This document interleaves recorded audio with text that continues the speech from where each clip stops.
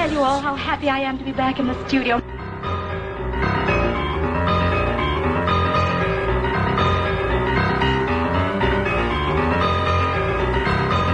It was a crazy week. Crazy Iranian leader Mahmoud Ahmadinejad released our boys and girl from his evil clutches. They were detained for what seemed like forever, but were given a free suit and a goodie bag as a souvenir, which is exactly what it must be like to be a presenter at the Oscars. Yeah. It was a week in which crazy Conservative MP Boris Johnson upset the citizens of Portsmouth. After surveying the city from the back of a £350,000 limousine, he concluded that it was too full of drugs, obesity, underachievement and Labour MPs, which is a lie. There's hardly any Labour MPs there at all. Oh, right, yeah. And the Battle of Primark happened at the heart of London's least posh, world-famous thoroughfare, Oxford Street. Crazy shoppers with mad glints in their eyes fought each other to the ground for a cheap basket full of clothes they didn't need, just so they could save 50p on a £1 T-shirt that'll not fit because they were too frenzied to try it on before they bought it. There's a name for people like that. They're called women. What? That's outrageous. but true. Well, we all like a good bargain, don't we? I don't think men can be bothered that much. No. I mean, not really. What about The underwear? pictures, by the way, did show one man. Did you see the pictures of those insane people bursting At through the the door, door? yeah. Something noticeable about that photograph, and it was that there was only one man. He was a security man trying to hold them back. Everybody else was a woman. You silly people. Oh, dear. Well, you know. Would you ever go for a bargain? Or just generally no? I never pay full price for anything unless it's food. Oh, don't you? No. I bet you do for pants. Pants? Yeah. I certainly do not. No, I bought all my pants on eBay. Oh, yes, you did, didn't you? I forget that you £4 do each. that. Yeah. Gosh, that's staggering. What about your socks? Well, like I say, usually in the sales. Always, in fact, in the sales. Why would you pay good money for socks when they'll be 75% off in 2 months' time? Well, because that's where I do think cheap socks are worth it. Because it doesn't matter if they're rubbish, you can just chuck them away. Well, why buy them in the first place?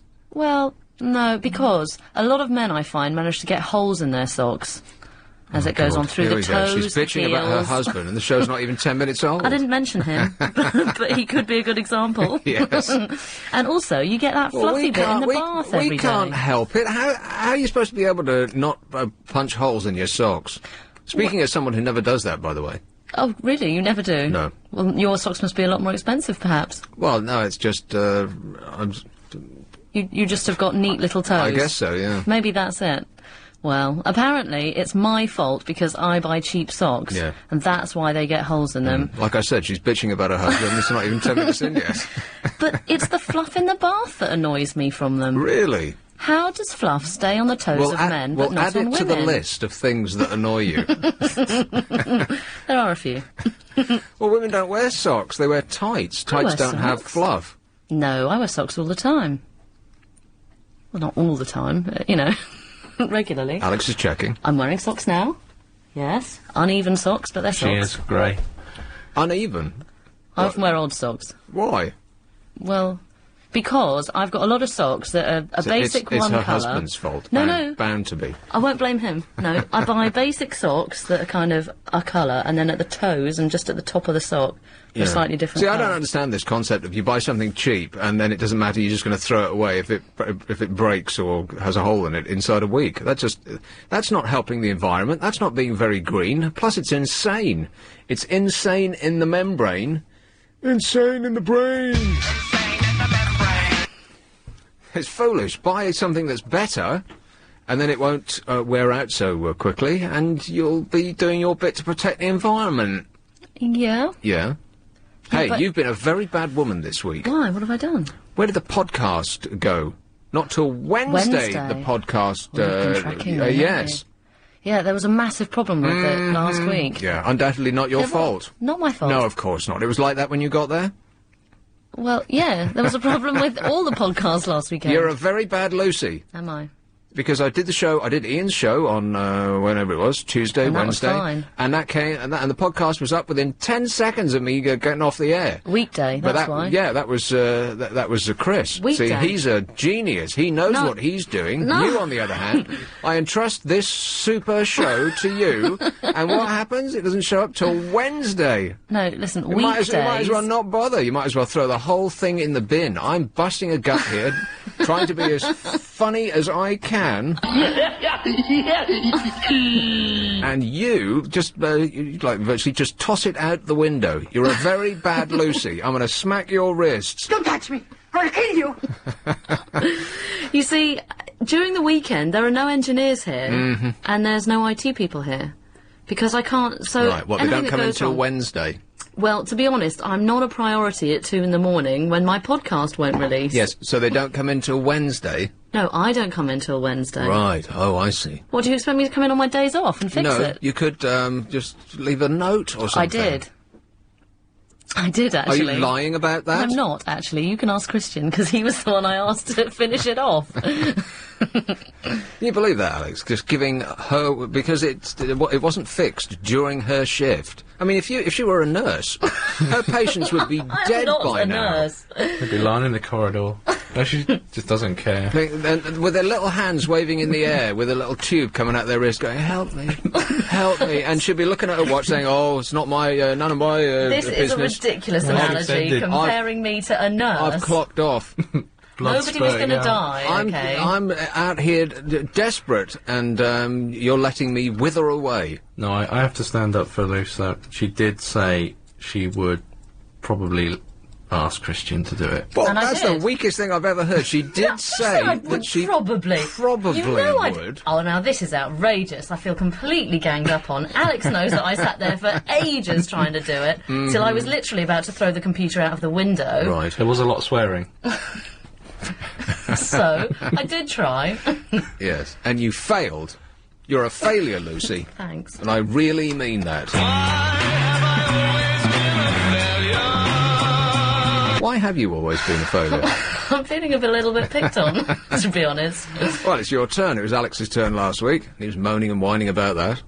That I would pick on Alex. Me. A weak, a girly boy who would need help to open a packet of crisps. Him, a giant mound of muscle who could crush me with his eyelids. I'm picking on him. That's because they're separated by And I got picked on last 4 panes Sunday of as bulletproof well. glass. Last Sunday, yeah, because Sunday? Because I April Fooled you a little. I tried to a little bit last week with the papers when I was shuffling the wrong pages in and out, but it kind of wasn't that funny. Anyway, I then got April Fooled myself. Oh, poor baby. Who by? Yeah, by my mother. Oh. She absolutely got me completely. Was it your husband's fault? Nothing to do with my husband, but I nearly texted you too because I was so convinced it was real. On my day off? Are you Yeah. insane? I thought it was so amazing. I got a letter in the post, hand-delivered, from the puppy class to say that Oscar was being put forward for Crufts. That mangy mutt? Yeah, and that he'd been spotted in the class and was such a good boy and that I had such good control of him that he was going to be performing at the Royal Albert Hall next month and I'd have to get into training. Crufts. And I was going to text you and say, see, he is a genius. Luckily... Scruffs, more like. Oh, stop it. But luckily, my mother pointed out that the signing off of this letter was in Latin for April the 1st, so I looked rather stupid. Yeah, well, no change there then. Yeah. But it was quite a good prank Yes. to pull. She'd even driven round to the house to hand-deliver it, especially. She must hate you. She's got too much time on her hands to be pulling these kind of jokes on me, I think. Never mind. Well, it's not paranoia when everyone is actually ganging up on you, Luce. Oh. That is just, I'll it's leave, just fact. I'll leave you with that happy thought. Thanks. This is LBC. LBC. Words. Thank you. So, Oxford won the boat race, eh? Isn't that, that is a fascinating event, isn't it? They didn't win. Oh, God. Huh? Cambridge won. I thought Oxford won. No. Oxford won last year. Right, like I said, Cambridge won that fabulous boat race. Boring. Oh, God, it is so dull. Seriously, why are they still doing it? I don't understand. It has nothing to do with why it originally started. They're all ringers. They're all foreign. They're all just like bought in because they're good at rowing. It's completely nonsensical. What's it all about? Oh. Alfie. It's a nice sport to go and watch. Nice. No, it isn't. you It's go the watch it by silliest the sport. river. No, Lovely. it's the Have a little point in your silliest hand. sport in the world. You obviously haven't been. I have been to watch it. Well, where did you watch it from? I've watched it in Chiswick many a year. Not today. Chiswick. Oh, poshest Chiswick. Oh, of course I wouldn't be down that end. Oh. No, I was up in poorest Putney. Which it's pointless because everyone mills around, craning their necks to see, and of course there's not much to see, just some giant blokes on this thin sliver of wood, and then the gun goes, and they disappear, and then you look around at each other and you think, oh, is that it? Well, or you can have really good fun like some people do and try and run along with the boat at the same time. What, run along through That's slightly a irritating. thick crowd of people? Yeah, people How do do you that. manage that? Especially with their kids on their bikes. It's like, not now. It's very annoying. I thought it's just absolutely... The whole thing is silly. And they're painting the town red. Well, where I just drove through, they're painting the town puke. Oh, it's horrible. It is horrible. But it's true. But it's nice to go down by the river and watch, and I think that's why it's a nice It's sporting not. event It to is go not. to. It's nice to go down to the river in the same way as it's nice to join any crowd you can't see over. It's not nice. It's just silly. If you get there early, you can. You have to find the little nooks and crannies to the river that aren't, in the big public areas necessarily. So take your drink with you, perhaps, or walk a dog with you. People sometimes don't like to get by your dog. Now she's talking to me like I'm 5. Just as an idea. Is this the way you talk to your dog? No, just my husband. Oh, no, I love the dog. Husband training with Luce. And, that billionaire has gone into space. There was all sorts of things on the news. And he's spent something like 10 million quid to go up on a Russian... I wouldn't go in a Russian car, let alone a Russian rocket into space. He must be off his chump. I don't think I'd fancy going into space myself. Oh, I'd love it. Would you? Yeah, if I was a billionaire, 10 million, that's nothing. And there he is, Suppose so. flying over Africa, where people have to walk half a day to a well and half a day back to a little hut, just to have water enough to give their little baby. And there he's flying over that, waving at them, saying, "Look, here's how I've spent my money." Look how rich I am. How's your week been, anyway? It's been super, thanks for asking. Yeah, I did one day for Ian, who went to see Dr. Hook. What? Oh, yeah. I know, yeah. Which was a Tuesday or a Wednesday, something like that, and it felt fantastically liberating to do a show, one day's work, and then not have to work the next day. I felt, wow, this is nice. great, because I do 2 days' work now, which is, it's exhausting. But how do you cope? But to just do one day, I could get used to that schedule, definitely. Is it schedule or schedule? Schedule. I think it's schedule here. Yeah. Yeah. And the other thing in the news which caught my attention was that Gordon Brown is now not loved by the general population. Why? For no other reason that the papers have told the population not to love him anymore. Now, he could come out with, many and various fantastic ways in which his pillage of the pensions was, worthwhile and has actually benefited the economy and so on and so forth. But the papers have got a hold of this and they said, look, this evil, nasty man who... 6 months ago, had the full thumbs up from everybody. We thought, oh, he's Dr. Prudence. Yeah, he's friends with the kids and everything. Exactly, yeah. He's a very nice man. And then we come to find out he's actually Darth Vader himself. He has a very very upsetting thing where he breathes through his mouth. Watch him next time. He doesn't breathe through his nose. Maybe it's all blocked up.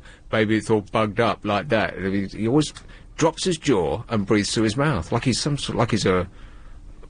stitched together from other human parts. It's really, really worrying. Frankenstein. Yeah, exactly. That's nice. Like some sort of robot. It's really uncomfortable to look at. Oh, Like that. sounds horrible. Well, no, he breathes in. I've never seen anybody breathe in like that in my life. No. He doesn't just breathe in through his mouth. He Sounds- drops his jaw as though it just goes loose. It's probably like watching a snorer. Like he's gasping. Yeah, he's snoring while he's awake. Like he's gasping for breath. Yeah. So ugly snoring, isn't it? I thought you were going to say he's so ugly, Gordon Brown. No, It's an awful I mean, thing to say. not the sexiest man in my Yeah. opinion. Are you but- moaning about your husband again? Is that a yes? She's working on it. She's getting there. No, I shan't. No, I'll be nice. Here is Chris. Oh, Chris. Oh, hello. Yes. Yes. What I'd like to talk about is, you know, all these music stars. You know, the rock stars and the rap stars and rock and roll. Well, you know, I was thinking, how many of them die so young compared with the rest of the population who 10. have much older bones? No, there's lots. 12. Oh, lots and lots and lots who die much younger than they should. 3,050. Oh, well, that's probably more like it. I mean, Tupac, he was 25, he was murdered. Who? Tupac. Oh, yeah, Tupac, yeah. Yeah. Of course, the police did that. Well, Oh, the that'll police- shut you up. Then there's Otis Redding, he died in a plane crash, he was 26. You've got Elvis, he was, Ate himself to death. and drugs. Died on the toilet, yeah. Then you've got John Lennon, he was 40. You know, but so many of them, you know, don't make old bones. I know, and Robbie Williams is still alive. Where's the justice in that? Well, I mean, it's you know, God will decide when a person dies. You know, I mean, it's not, or you know, it's not our place to, you know, decide, is it? Or they might just get run over by a bus. Yes, well, I mean, that happens to people, you know, but maybe there's something in the music, you know, maybe, you know, because... Oh, it's evil, you mean? Well, I mean, a lot of this music, I mean, you've only got to listen to the lyrics, and then there's a lot of drug taking. Yeah. That's filthy for a start. No, but I mean, so why? So if you had a study, say, of people who play classical music, Yeah. and a study of people who played rap and rock, I mean, you don't see classical musicians being murdered and taking ODs. I mean, I'm sure there's a couple here and there. I don't know, those crazy composers cut a rug or two, didn't they? Yes, but not I all don't really know classical. what cut a rug means, but it's, just say it with confidence, and then you'll chirp in. Go ahead. Well, I've never heard the expression myself. What, cut a rug? I've heard of a stitch in time, but I've never heard of cut a rug. Right. But, you know, anyway, so, you know, maybe, because along with the music is a whole scene, isn't there? Yeah. You know, I mean, it's not a very, how can I... It's a wild and happening scene. It's happening. It's wild. And it's now. Or at least it was in the 70s. Well, it's wild, but I don't know if it's happening, because, you know, those things which are considered cool, I mean, they're not really cool. I mean, how can it be cool? Going to a concert, screaming your head off and breaking up all the furniture and Yeah. smashing up hotel rooms. That's not cool. That's very crass. It's funny, isn't it? The things that some people consider cool, they're not cool at all. I mean, if somebody did that from the general public, they'd be arrested. And yet Well, a rock musician does it. And then they're arrested. And then they have their agents come in and pay for it all, and, you know. Yeah, but I mean, think of all the waste of people making that chair and all the waste of time. Then there's Richie Valens, 17, I think. I don't know anything about Richie Valens. Wasn't he connected with Buddy Holly? I've got no idea. But 17, I mean... I thought you were supposed to be the fountain of knowledge here. You've got a list. Are you reading this out of a book? Well, I got it from a book. But it's just, you know, pages and pages of people... But these are only the people that we've heard of. You see, people who are social workers, they're dying all the time, but we just don't hear about them. Yes? Well, People who preach in church, they die all the time. Yes, that's true. And thereby evade the But not all the- clutches of the law. Oh, well, yes. I mean, just because somebody preaches in a church, it doesn't mean that he's... Doesn't mean that they're necessarily a good guilty. person. No, it's a finger of suspicion, though. What? No, but it doesn't mean that... Because somebody preaches in a church, it doesn't mean that they're necessarily a good person, does it? Well, it certainly doesn't mean that, no. No. You but, get no argument here. But so, therefore, this music, I mean, the music itself is not... It's not conducive to old age, is it? I mean, it's really not, because, as I say, you know, with the whole music scene, you know, staying up all night. I mean, not getting The sleep. till banging, slamming techno action. alcohol, drugs. So therefore, you know, and look at all the crime which is committed. Look at all the shootings and the knives. You know, that's got a connection with the rap music, most definitely. So therefore, people who want to live long, healthy, happy lives should not listen to music. No, music is fine, but should be very careful about which kind of music you listen to. Absolutely. Ah, right. Even Aristotle. Nobody ever got shot at a yodeling concert. Oh. Probably not.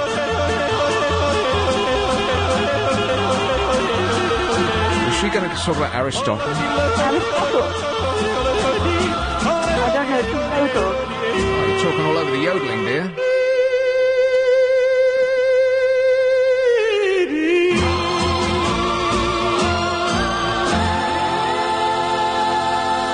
Well, I don't know if he yodeled, but he certainly said if you listen to the right kind of music, you become the right kind of person.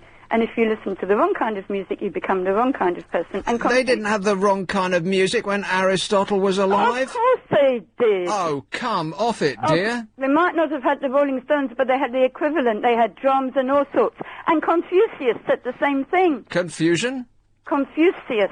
Oh, yeah. Said the same thing. Right. Yes.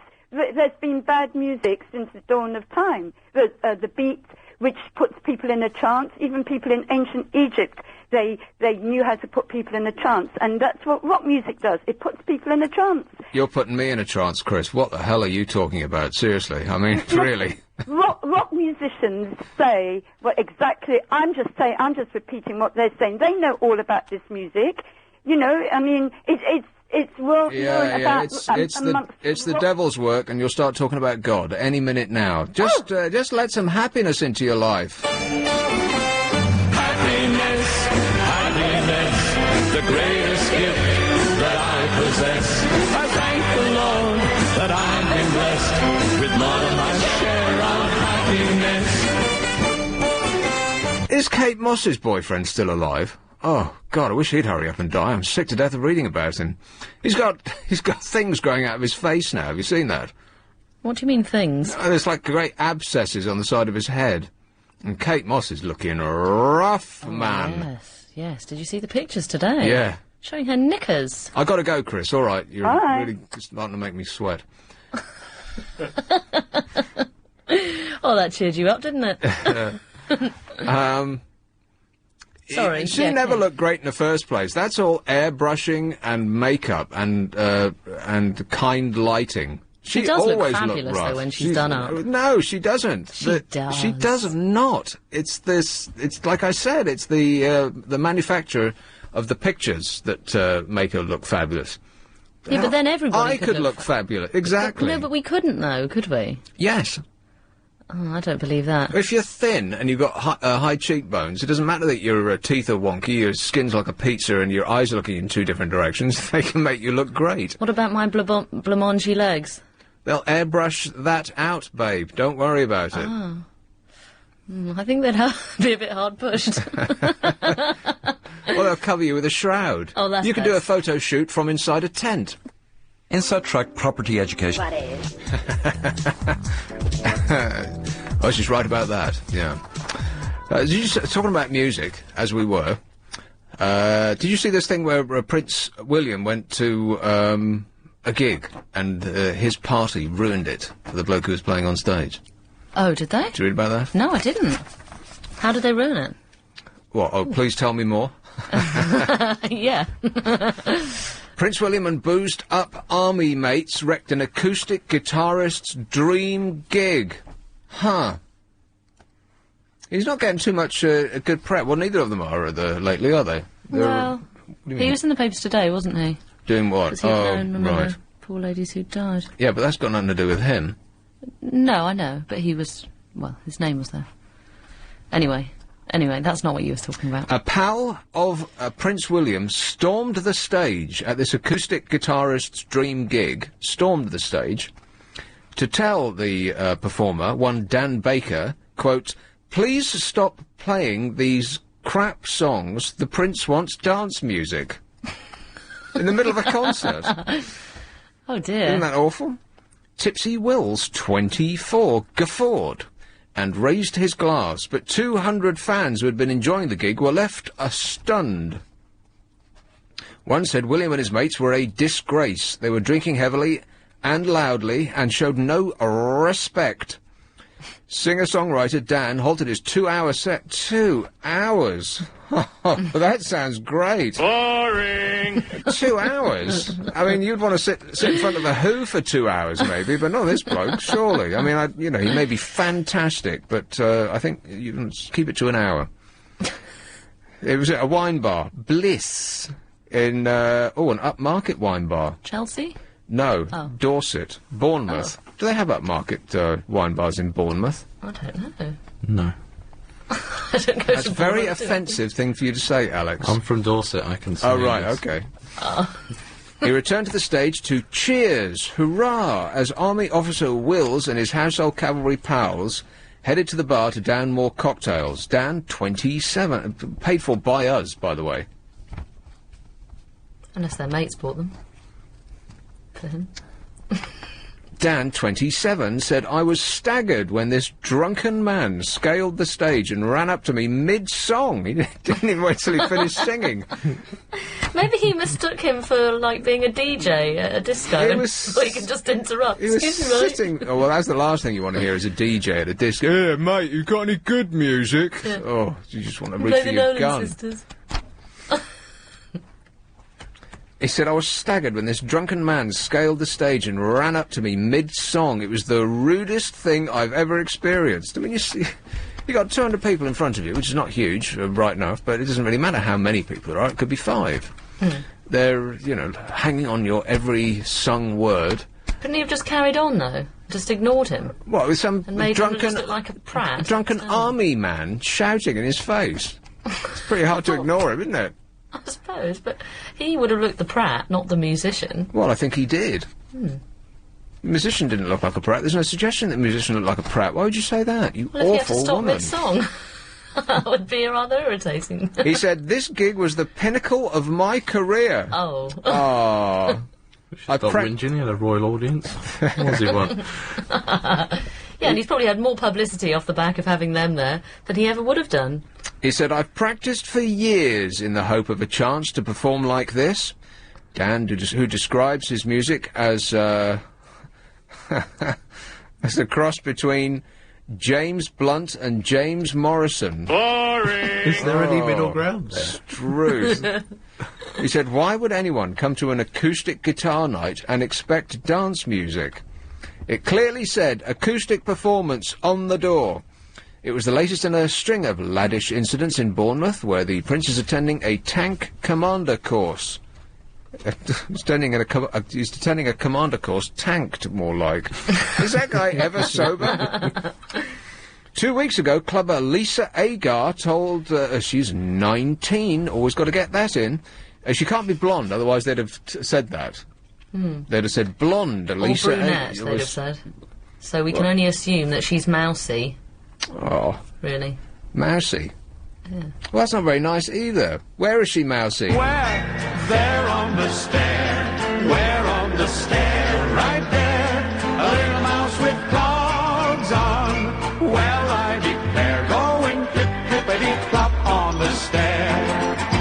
Oh, yeah. Almost impossible to listen to that without swaying from side to side. Or am I right? singing. 2 weeks ago, clubber Lisa Agar, 19, told how Boozy Wills invited her back to his barracks for a barracking. Probably. How do you think you're allowed to do that? Are you allowed to do that? I don't know. I wouldn't think so.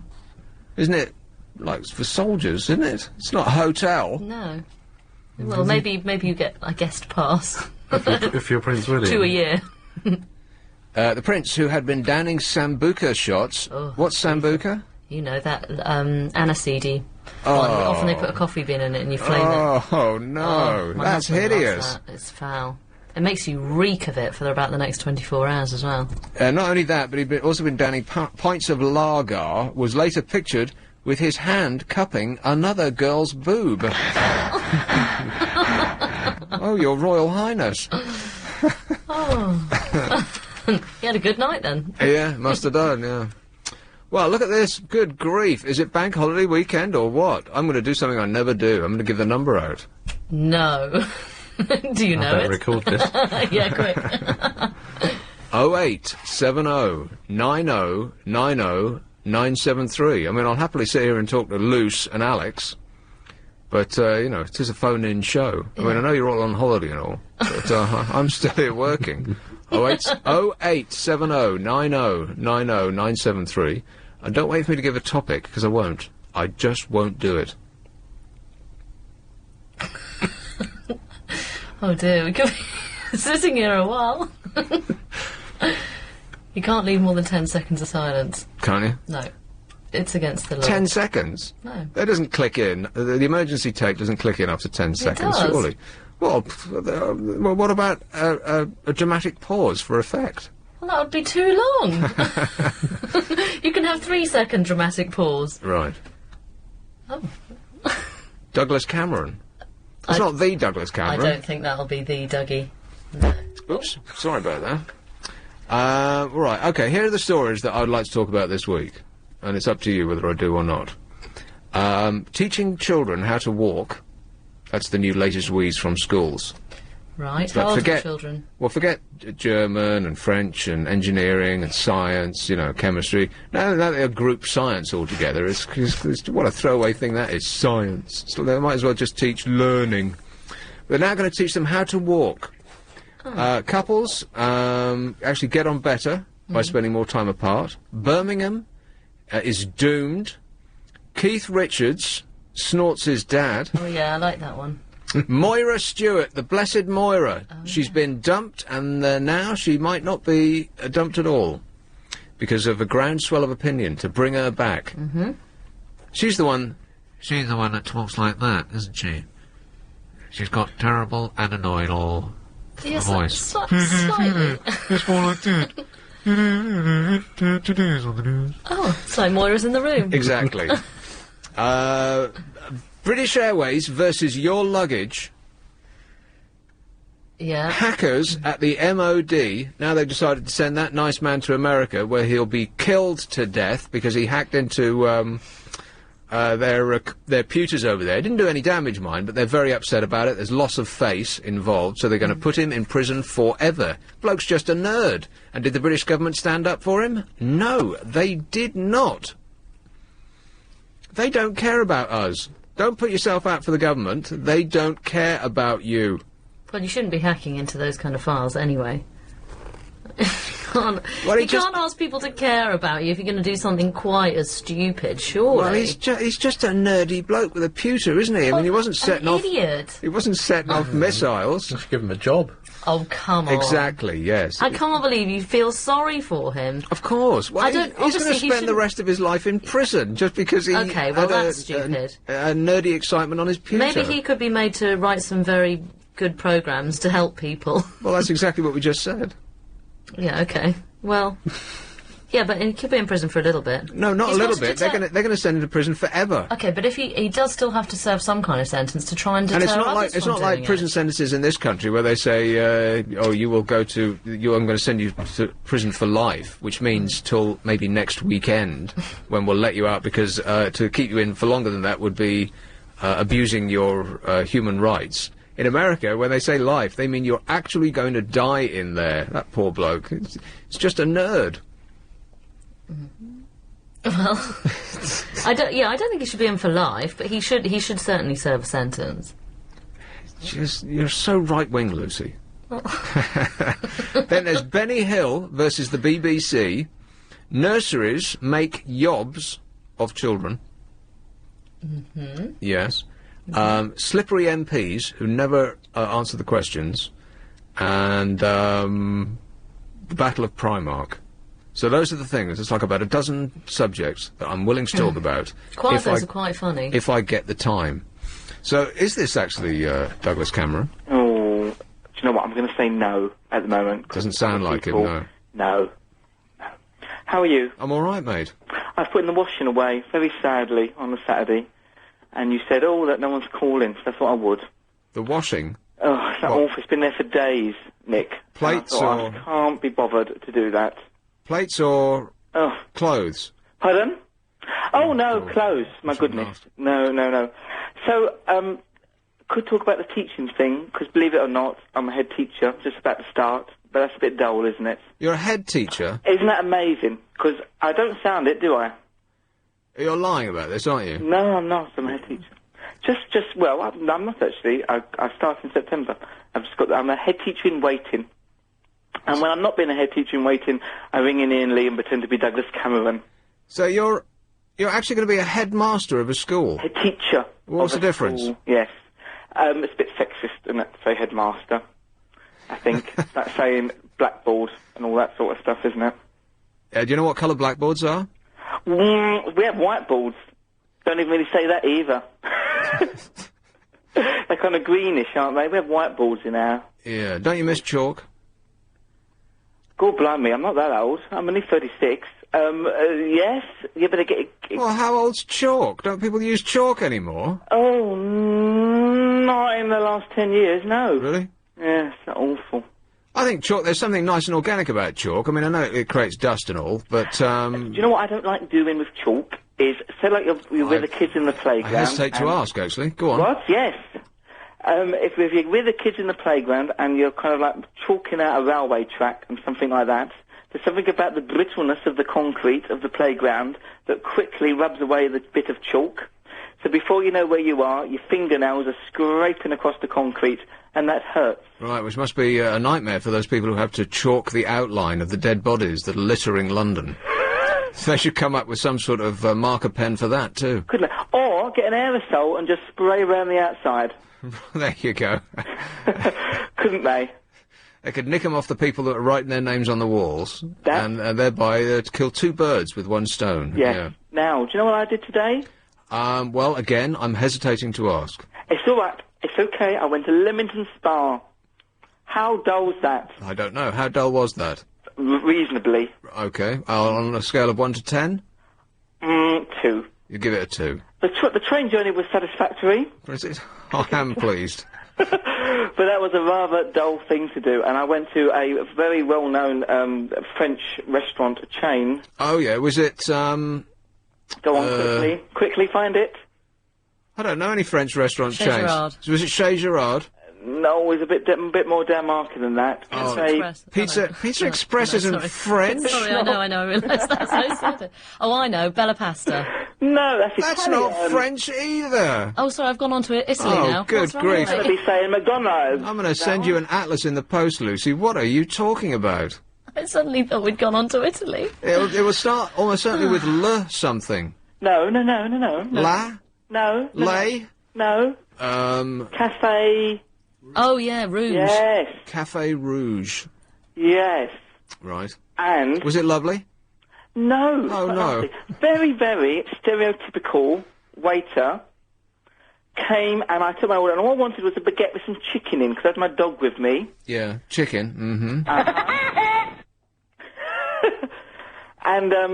And I wanted some chicken and the waiter said, won't do comedy accents, but said, how do you want it done? Do you want it rare? Is this you not doing a comedy accent? That's me going into teacher mode doing an assembly. Really? But all now stand up and think, how right am I? Hymn number 34. No. And I said, can we have a chicken baguette thing? And then he said to me, how do you want that done? Rare, medium, or whatever? And so I just said, going along with it... How do you have rare chicken? No one eats rare chicken. See? So he obviously got it wrong and gave me a blooming steak thing, which is horrible, and I had to give the dog, because I don't like... Meat. Well, I do. Best of luck with the kids, Douglas. Thank you, dear. I hope that you survive the term alive. Bit worried in case Ofsted came along and just say I'm terrible. It's been my life's ambition, and there's always that fear that I get sacked. And what would I do then? We'll create a list. Take care, yeah? Thanks a lot, mate. Ta-ra. Bye. This is LBC. I don't work before 10 in the morning and never after 4:30 in the afternoon. Hey, Rob. Imagine what prostitutes feel like. Do what? Nothing. Hello. What did you say? Imagine how prostitutes feel. Imagine how prostitutes feel. Yeah, not like that. How they feel working. So, like, never mind. The hell are you talking about? No, I'm not drunk. Okay. I've been watching some free television on Sky Free? is not normally free, and it's warped my mind. I won't say anymore, but... Oh, things that are normally scrambled? Yes! Have they made a mistake? Well, I thought I'd check a box office film, but obviously that wasn't a box office film. Unless, made by, what's his name? Roman Polanski. No! I shouldn't say that. And this is you not drunk? Yes. Hello. Hey, Rob. So I got through to Cardiff. Again, I'm lost. What the hell are you talking about? I went for a journalism interview thing. Oh, yeah, OK, let's back up. You went for a journalism interview thing, yes, and how did that go? Well, they said I was an excellent candidate and they'd be very happy to offer me a place, which I took as meaning I'm brilliant. And I got a place. Right, to learn how to be a journalist? No, to train you in all aspects of the medium. Right, I can tell you how you can be a journalist. You go to the fax machine and whatever comes off it, you just print. Yeah, but word for word. Using the technology and stuff is, and the contacts they provide you with. With the whatever agent has faxed a story of, well, it's PR companies now, isn't it? People like, I don't know, there's some backcombed bloke in the press who's forever having sex with 87 different women. It's a bonkathon every night. And the PR company just sends this stuff through, and the papers go, oh, great, here's another one, and we just won't check it, or even read it to see if it actually makes any sense, or anybody believes this stuff or not. They'll just print it up. Oh, it's I'm tearing my hair out. Thinking, this is ludicrous. Why do they print this stuff? It's not true. But they just get a head of steam up with a story like that, and, it's, like I said, there's no such thing as journalism anymore. Oh. Thanks. Well, what was the last thing that you read that you thought, oh, that's a really great investigative journalism? There isn't any. Nothing, really. I don't read newspapers. I don't like them. Why would somebody read other people's opinions? They like listening to talk radio, actually. You want to be a journalist, and you don't read newspapers. This is a common thing. I want to be a broadcast journalist. It's different. No, it's not. It is. Only in as much as you read it instead of... you read it out after you've written it. Yeah. Yeah, but I don't... I read some newspapers. I don't like them. I just flick through them. If something interesting appears in front of me, then I'll look at it, but... Most of the things in newspapers are things I've already heard about on the TV, things I'm not interested in, or just rubbish. That's why I don't buy newspapers. I either get them free or read them online. Right. Anyway, don't buy newspapers. Okay. Today. Moira Stewart is what I was talking about. But yes. You tickled my interest by saying apparently she's not going to be relieved of her duty. Well, this... Yeah, because there's been a groundswell of opinion that Moira is fantastic, and, I don't know, is she? She's the last, I think, I heard it somewhere, she's the last newsreader, female, to not actually be a trained journalist, just a newsreader. Like Angela Rippon and that woman who was on the Jungle programme. When they used to get women in, they weren't actually journalists, they were just presenters who would read the news. You're saying that she's the last... female, non-journalist newsreader. So that all the female journalists, all the female newsreaders now are journalists, is that what you're saying? Be reporters. Right. And like, if I can create that, then the next step is a higher people. Well, how come they all look like supermodels, then? I mean, why journalists don't look fantastic if they're men? How come all the women newsreaders look like just so fantastically gorgeous? And they all look like they're going to the opera. If you watch Sky News, all of the female reporters are like from FHM. Exactly, yes. Well, meanwhile, all the male ones are so... bland, you don't see them even when you're looking at them. I defy you to bring to mind the image of any male newsreader. You can't do it. Female newsreaders, on the other hand, are stunning to a woman. And they're all young as well. This is I was going on about this the other week as well. It gets so tiring being so right about everything all the time. That as soon as a woman gets a line on her face, they don't want her on television anymore. That nice lady that used to do the X Factor... what's her name? Can't remember. She was doing a perfectly reasonable job. I mean, it's, Kate Thornton. Yeah, exactly. She reached 30. Oh, well, I had to get rid of her straight away. Not really, though, because she was rather rubbish. No, she wasn't. It was, I mean, what's to do on that programme? You just introduce the next act and that's it, right? So they replace it tonight with the Grease, Oh, God. God, that's truly awful. Oh, it's badly produced. Judges are awful, and Zoe Ball's presenting it. I rest my face. But Zoe Ball. I mean, as soon as she's gets a couple of lines on her face, well, as soon as the camera zooms in and they realise she's got lines on her face, she's going to be out in her ear as well. Men, on the other hand, can look like a pile of clothing that you've left in the corner of your room, and they continue to get on TV. Don't you think that's awful? That's what Anna Ford was complaining about. That's why she quit. Because they were getting involved. Well, she's called Michael Burke. She called Michael Burke big sexist pig or something, saying something about old female newsreaders.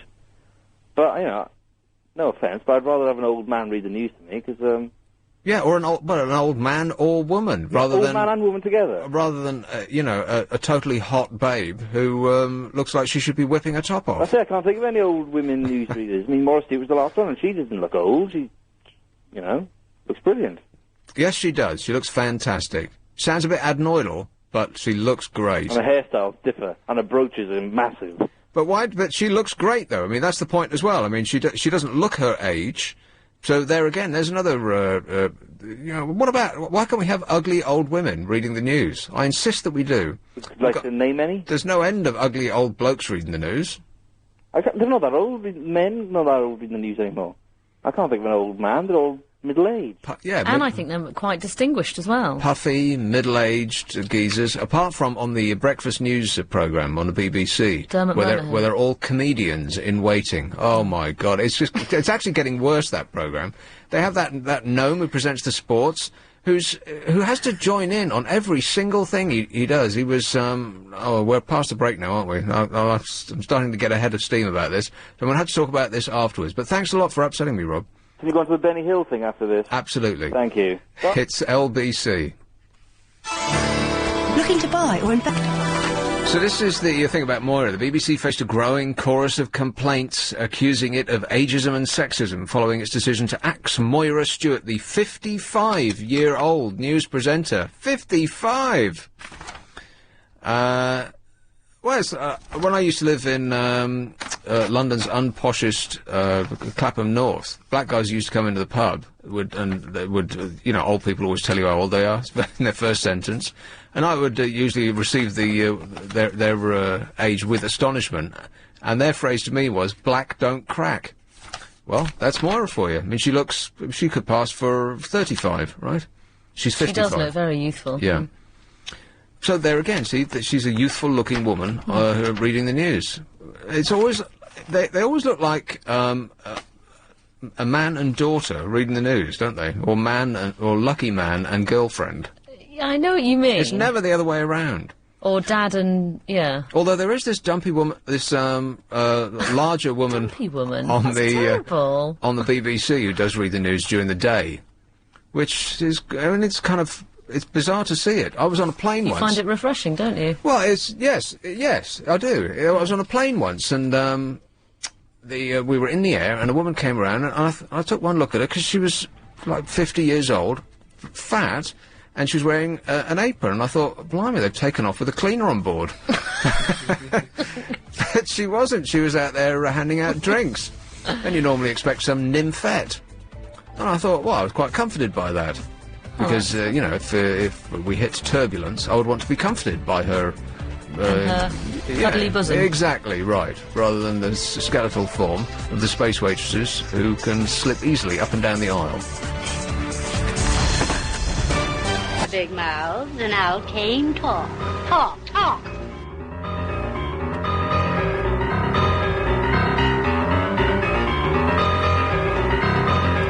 It is actually the best Easter, weather-wise. It's a beautiful day.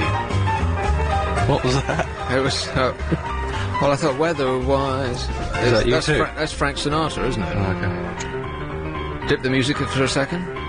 Weather-wise, it's such a lovely day. It was almost indistinguishable from Frank himself, right? It's like he was in the room. I know, amazing. Sometimes I amaze myself. Aren't I incredible? You must be worn out. No, but it's just when was Easter this great? 72 degrees it's going to be. He said 20, I heard 22. 22 Celsius, that's 72 degrees. 22 Celsius doesn't sound that warm. 72 sounds fantastic. And you know what it's all thanks to? It's all thanks to global warming. Hip hip? Yeah. Here comes Louie Lou. It's taken an age making that tea. Back and forth, back and forth. She's skipping around. What's she lost now? Is she spitting in it? I'll take this one in Chiswick. Oh, John. Hello, Mick. Excuse me. Hello, Mick. John. You know this hacking business? Yeah. There's something I've never got an answer to, and I've sort of asked the best computer people I've run into, is, you know, the American supercomputer defence thing that controls all the missiles and that school kids seem to hack into. Yeah. But they can only do that if it's connected to the public telephone lines, surely. Good point. Why don't they just have dedicated lines between all their supercomputers? It doesn't make any sense. No, it doesn't. Why would they hook the computers that control nuclear missiles to the telephone line? You crazy Americans. Yeah. Excellent point, John. I've got no idea. It doesn't seem to make any sense at all. Well, I sort of asked people who should sort of know, and they're totally... Well, they don't come up with an answer. I mean, they've got no end of money. It's not as though they can't afford to lay dedicated wires in between... No, they'd be fairly prudent, wouldn't it? I mean, if you've got a computer in your house, no one can hack into it unless it's connected to a telephone line, can that's right. Huh. Excellent point. Maybe they were luring him in. Yeah. It's all a farce. Well, what's really bizarre is that some nerd with a pewter in his bedroom can hack into a computer that technically should be the most secure on the planet. I know, because I can't get onto the sites I want, you know, the proper sites I want. That's right. Exactly. You can't get onto the site of your broadband supplier. Never mind about the American defence system. Exactly. That's a good point, John. I've got no idea. Oh, and another thing.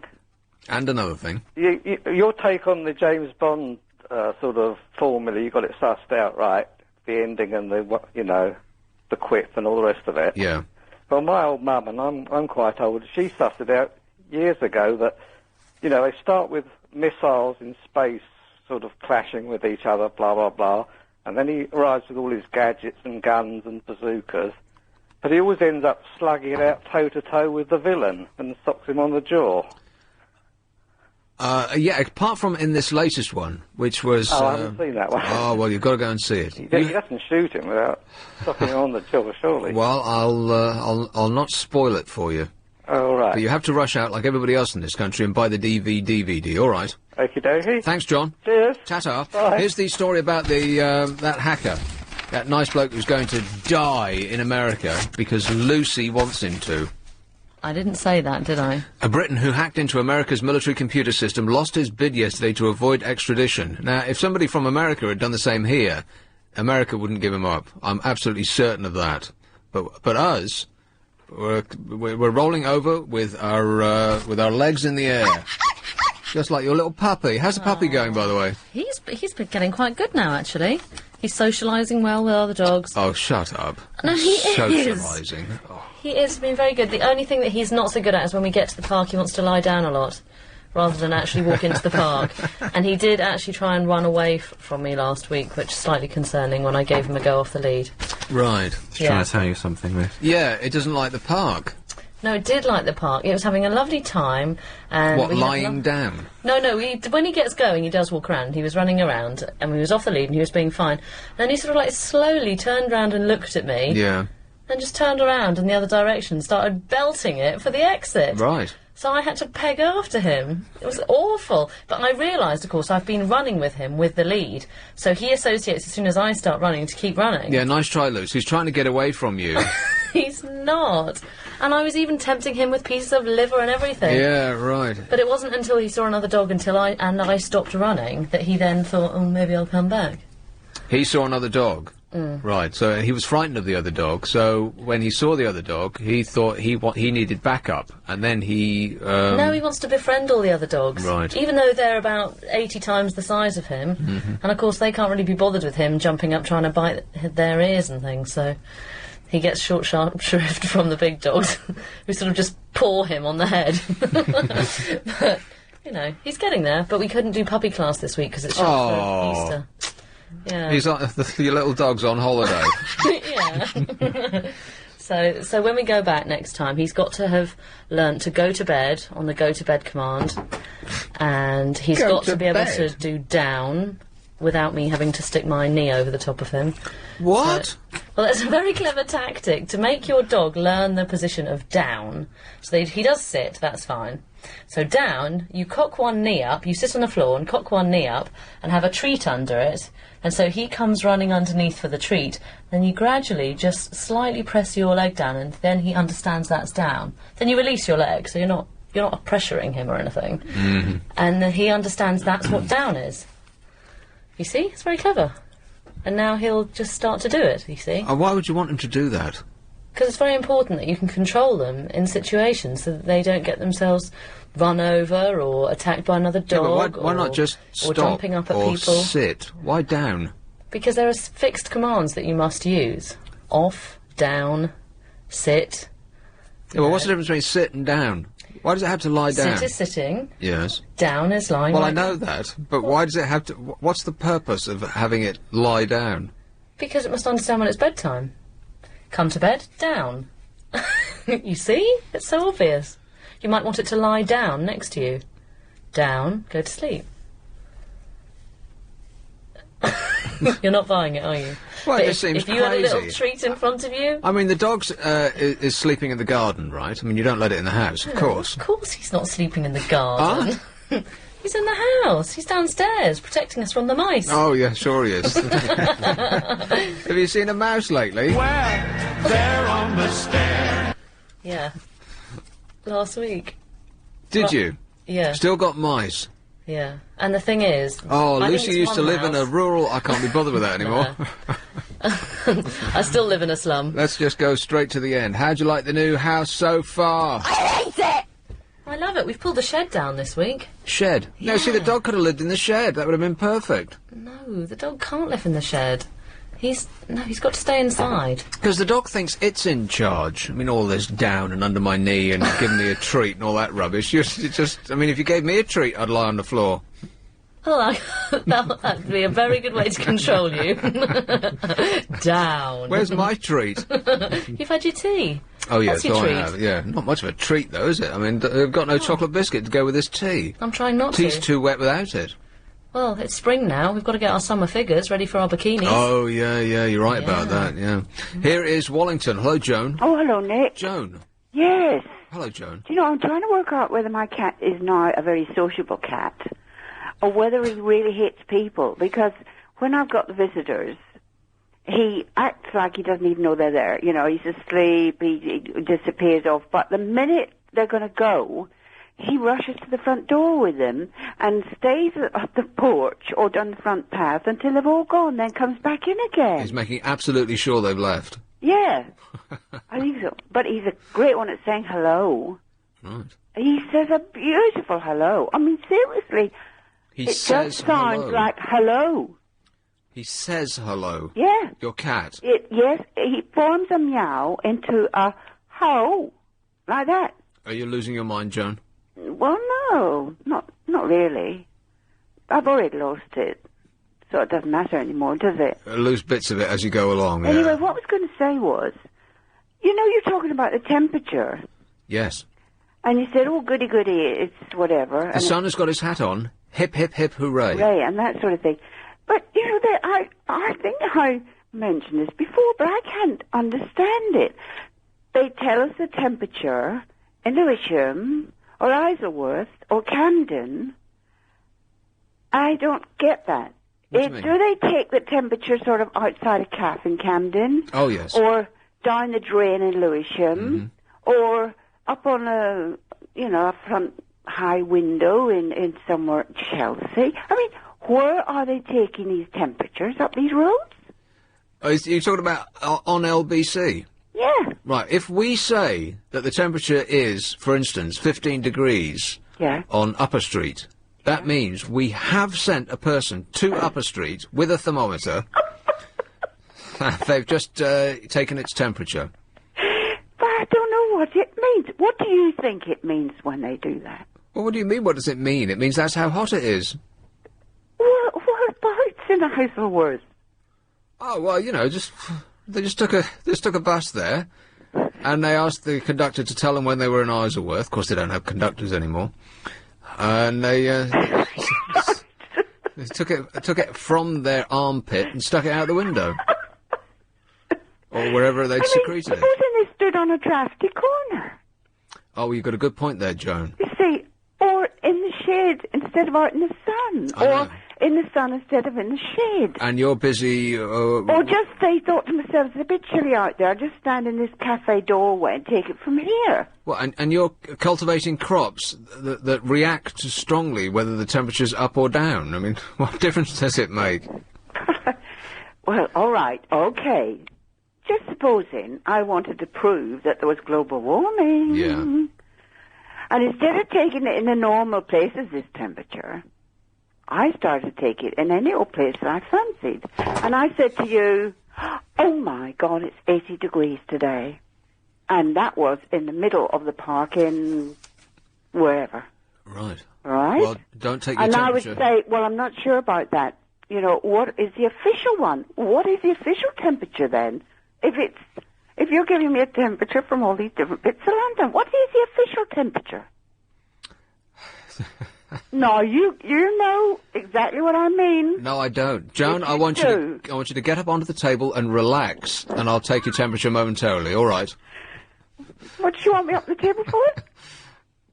Well, exactly what's this table business? Just... I mean, what have you got about tables, then? Just do it, Joan. No. I'll be over in a second, all right? This is LBC. Nick Ferrari has breakfast. Small words. So I've got, teaching kids to walk. This is old children who should be learning maths and such. Don't we learn this from our parents? Well, we just learn it because we just do it. Yeah, exactly. Yeah. About 2, don't you do it? I've got no idea. I believe so. I did developmental psychology, but I wasn't really paying attention because it seemed like a lot of facts. How old were you when you were walking? I can still walk now. Spending time apart will actually help your relationship. Birmingham is doomed. Keith Richards snorts his dad. BA versus your luggage. The FA versus the BBC. Hackers at the MOD, which is, partly associated with this story about the hackers of the American, which I haven't dealt with yet, have we? Sort of half dealt with everything. We skim over the things on this programme, but it's not an in-depth news show. No, it's That's not. what I've noticed. Yes. We don't do heavy news. Very superficial. Yeah. And that's your fault. That's why you're working with me. Mostly. Nurseries breed yobs. Slippery MPs never give the answers to questions. And the Battle of Primark. And Benny Hill. Benny Hill has been requested. But I should get through maybe one story. Do you know what I thought you'd have on your list? To another. I thought you'd have a bit of Anton Deck on your list. Well, yeah, I've got that, but it's not very interesting, is it? I mean, another... I thought you just want to have a little bit of a moan about them.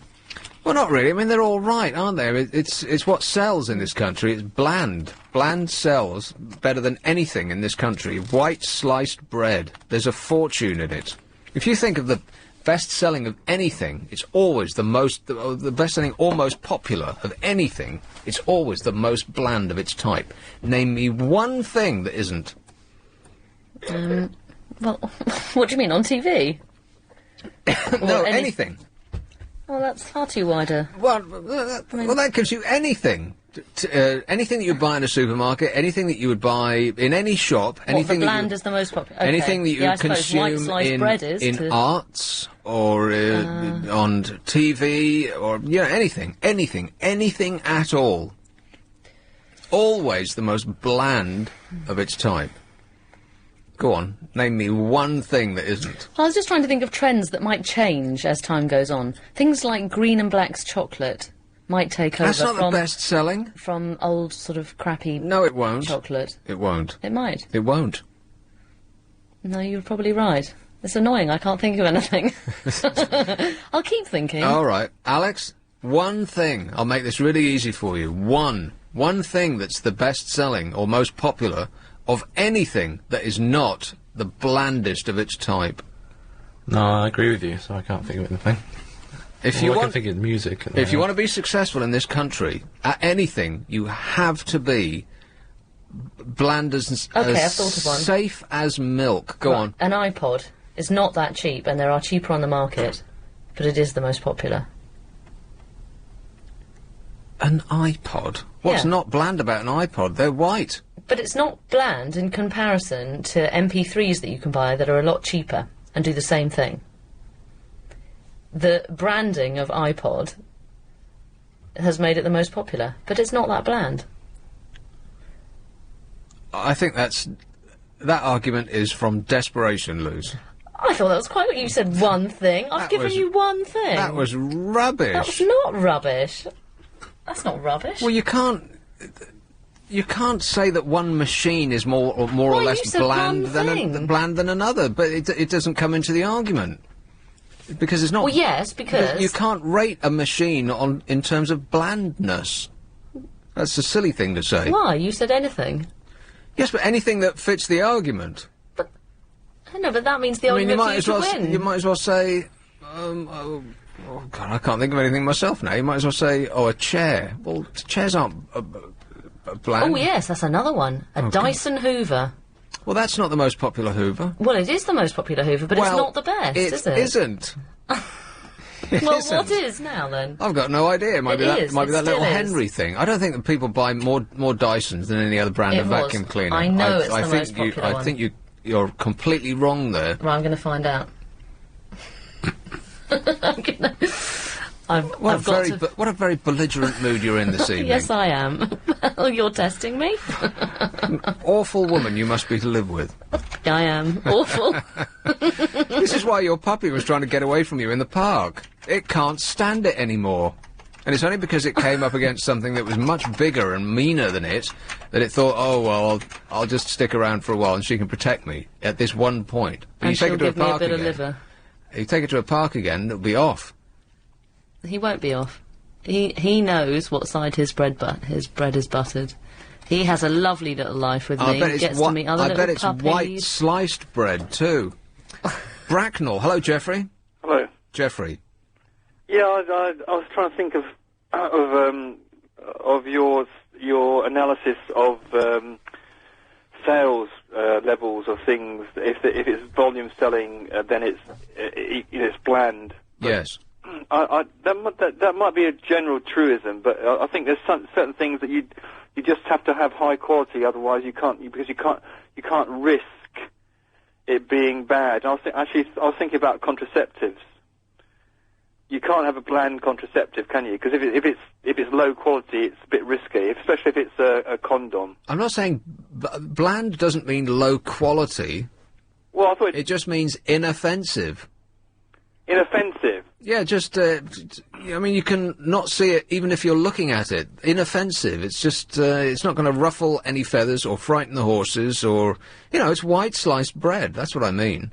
And Lucy's desperately searching through the whole of the internet to see if she can prove me wrong about some bloomin' Hoover. Right. Well, it's middle of the road music. Is that bland? Yes. So particularly it's gonna be cheap. Exactly. Particularly middle of the road. Yes. By middle of the road. Yeah, because I don't know if your musical memory stretches back into the 1970s, because mine did. When I was at school, if someone came in with something like I know one, Hot Hits number 24. Yeah. Which was middle of the road music produced by a company that was using KTEL. Yeah, artists that weren't even in the original. Yes, artist. I remember them well. Yeah, the Top of the Pops compilations. Yeah, went up to about 612. Do you remember? I know. I've got a couple of those. You used to get them for 15 shillings and sixpence. Well, I don't remember that. But then that seems dreadfully expensive, by the way. Pardon? Never mind. I wouldn't pay that for it. But all right. You used to get 10 and 6. You used to get them down the market. Something like that. Yeah. But if you were a real musical aficionado, you used to come in with something like I don't know. You'd come in with a Pink Floyd album. That was pretty cool. Yeah.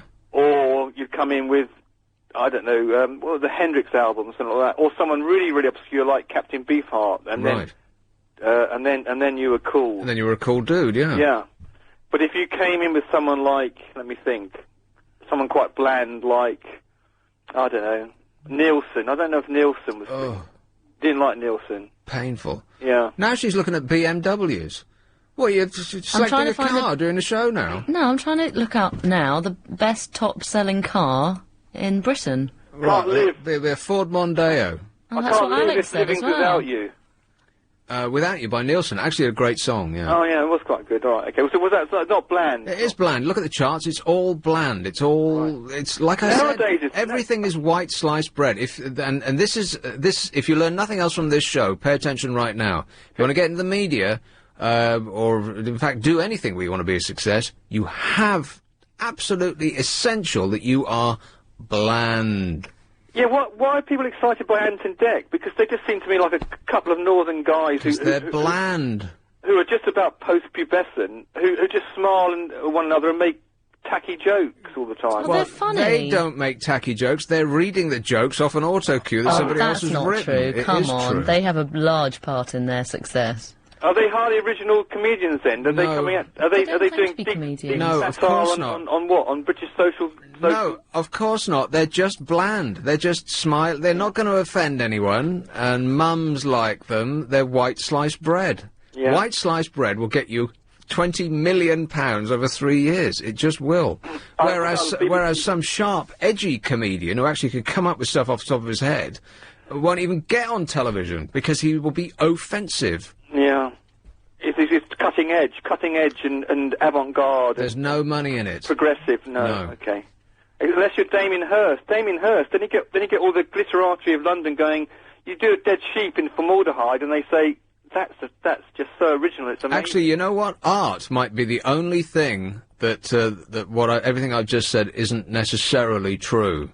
Well, although which is the most popular exhibitions in London over the past 10 or 20 years? It'll be Monet. I bet you 10 million billion pounds. And there's nothing more bland than Monet, but like him as I do. Safe and secure. Dali? That's not bland. No, it's not, but I think Monet beats Dali. I see your Dali, and I raise you a Monet. And I'll trump you with a Renoir. But I think the problem with art, do you know about Duchamp and him doing Urinal in the 1950s? Yes, I know. That's the whole problem with the young British artists. They haven't got beyond that, have they? It's been done already. It was a one-joke go, and they're still making the same joke over and over and over. Yeah. And it's Saatchi's fault.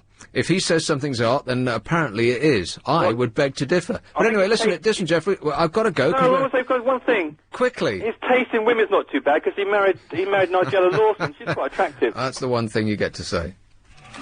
Here's something you might want to try. Hey, oh, it's St Albans. Hey, Ricky.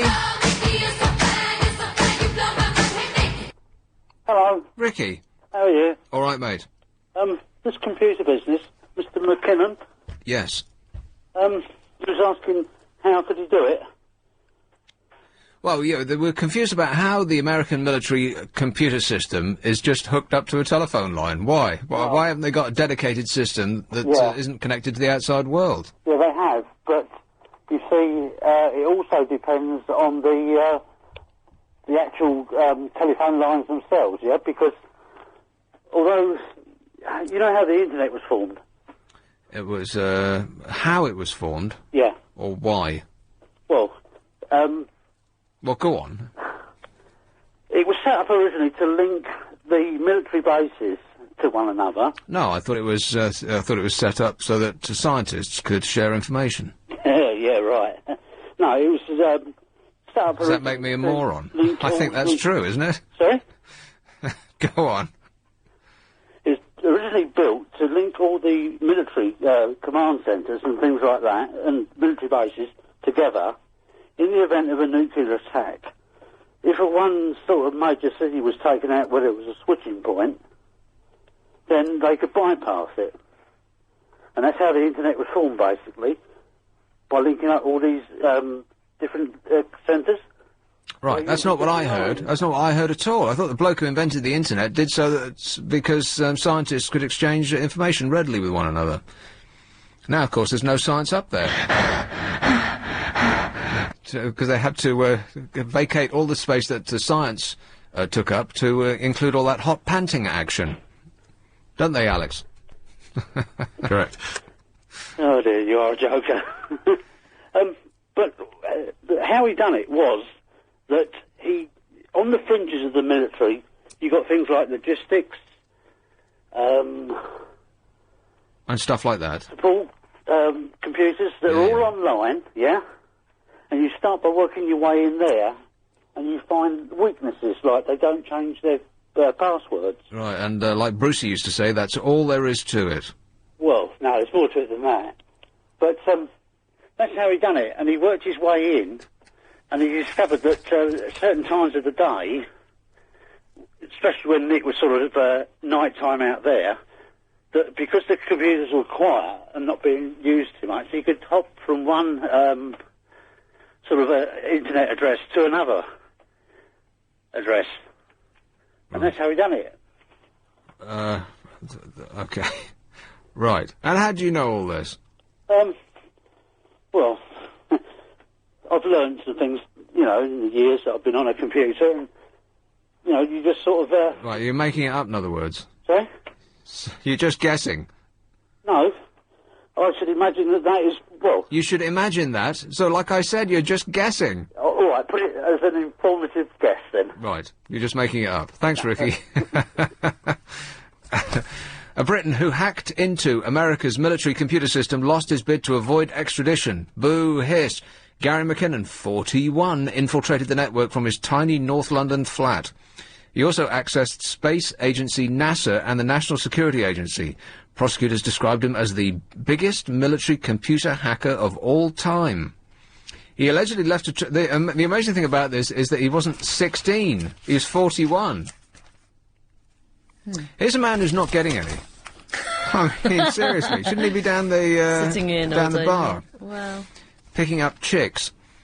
Prosecutors described him as the biggest military computer hacker of all time. He allegedly left a trail of havoc, deleting operating systems which knocked out entire Washington military network of 2,000 computers for 24 hours. In the High Court, he argued extradition for trial in America would breach his human rights. He accused the US of making improper threats, including one during a plea bargaining session that he would fry Lucy. I feel a bit sorry for him now. His supporters say he's being made a scapegoat for the shortcomings of security policies on US military networks. Correct. Do we think he really will stay there all his life? If found guilty, he could be sentenced to 45 years in jail without the chance of serving it in the UK. 45, and when they say in America you'll go to jail for 45 years, that's not like here when they mean that, you know, you'll be out within hours. They mean you'll actually spend 45 years in jail, even if you die 30 years into your sentence. Well, yeah. They'll still keep you in there. So he's 41 now, did you say? Yeah. Right. He'll be practically 90. So there's the rest of his life, just because he got some nerdy thrills. And the incredible thing is that some bloke could do this. I mean, they should be thanking him for showing them the error of their security systems. I mean, because it could have been a terrorist, as George Bush would say. Do you think thanking him? Absolutely. Huh? Do you think thanking him would be actually the approach? Yes. Do you? Well, otherwise, it could have been somebody who actually wanted to do malicious damage. A terrorist could have done this. I mean, if he could do this... Do you think that we'll intervene now, though, at some point? Of course not. The British government isn't... We might do. We sometimes change our minds. Won't. We absolutely will not. Well, first of all, we're not going to say boo to America. And I completely believe that if it was an American who'd hacked into our systems, Americans wouldn't let him... wouldn't let the extradition happen. Just no way. But we will roll on our backs like your little puppy and do anything they want. My puppy's a lot cuter. Brick Lane, hello, Lee. Hello, mate. Lee. What do you think about Bland? What do you think about plimsolls, the biggest selling footwear in London at the moment? Wouldn't you call them Bland? Everybody wants a pair of plimsolls. Plimsolls. There's a phrase. There's a phrase for you, isn't it? I haven't heard in a dog's age. Plimsolls, Plimsolls. Everybody under 25 wants a pair of plimsolls. You can't get them for love nor money. The plain basic white plimsolls, particularly in East London. Have you heard of this? Right, are you saying plimsolls as opposed to trainers? No, I'm saying plimsolls. Unbranded, plain plimsolls you used to have at school.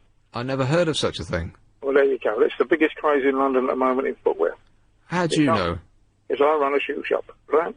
A famous shoe shop in Brick Lane, and I started it about 9 months ago. And I'm invaded with plimsolls. I can't get enough of them. And everybody's walking around Shoreditch and Hackney and in a pair of plimsolls. How much do plimsolls cost? £5. A fiver? Yeah. What are they made of? Just canvas, same things as normal. In the posh shops, in the fashion shops, they're 20 to 25 quid. People being ripped off of them, but see, they like paying, they like going to, not Primark, but, that's the, I'm not mentioning no names because it's not ethical, but...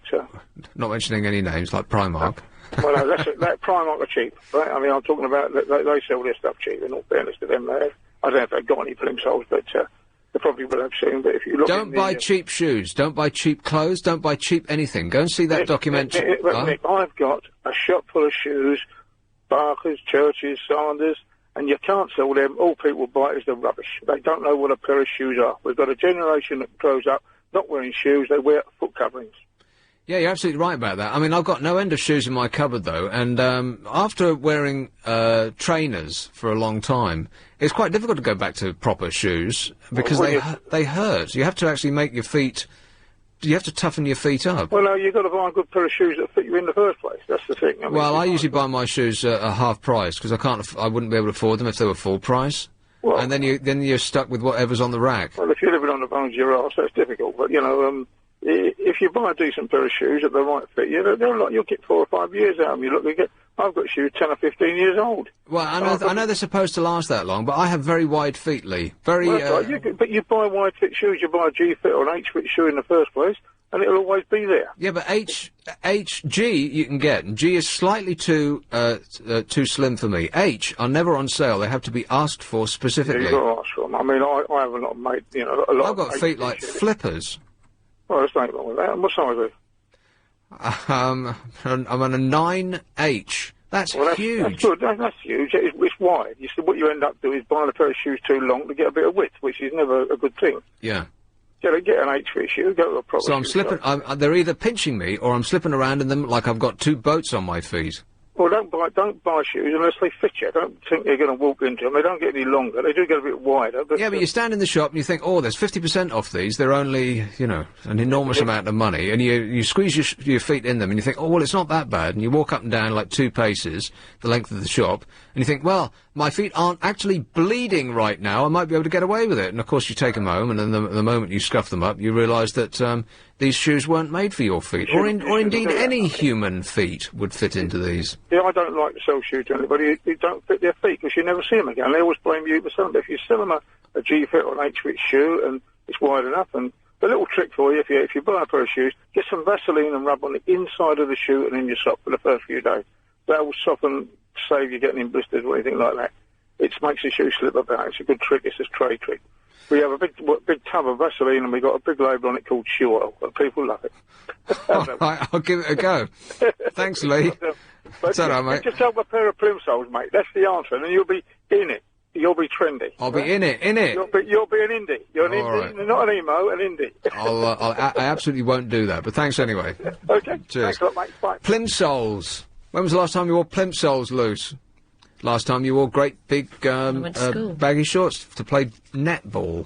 I wore a little skirt. Right, whatever. Yeah. Whatever. Not for years and years. Plimsolls. Thing is, if I wore plimsolls now with, say, a skirt, I'd have to have very skinny little legs and be about 20 again.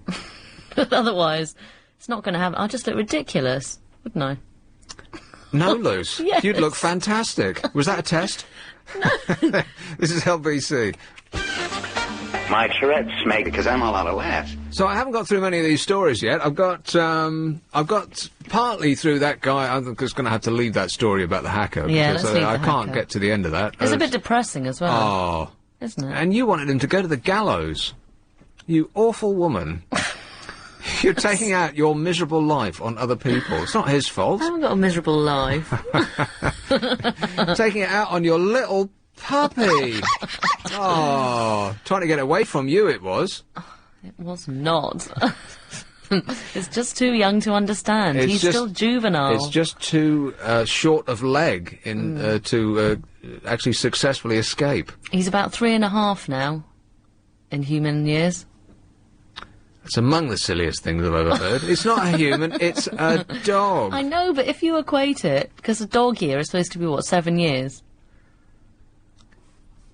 I mean, you know, a year in a dog's life is a human, 7 years of a human. Yeah, but it's not like a 3-year-old, is it? Well, he is a bit, yeah. He's running around, he's practically toilet trained.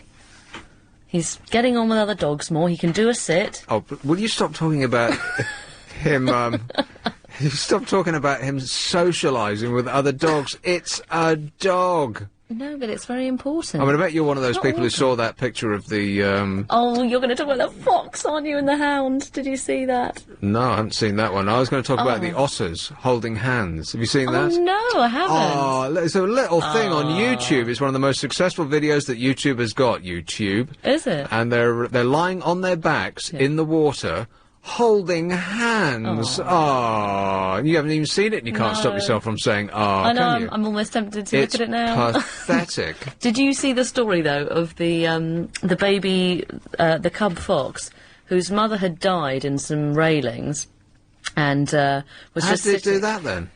It was in, well, I don't know, it got caught or something.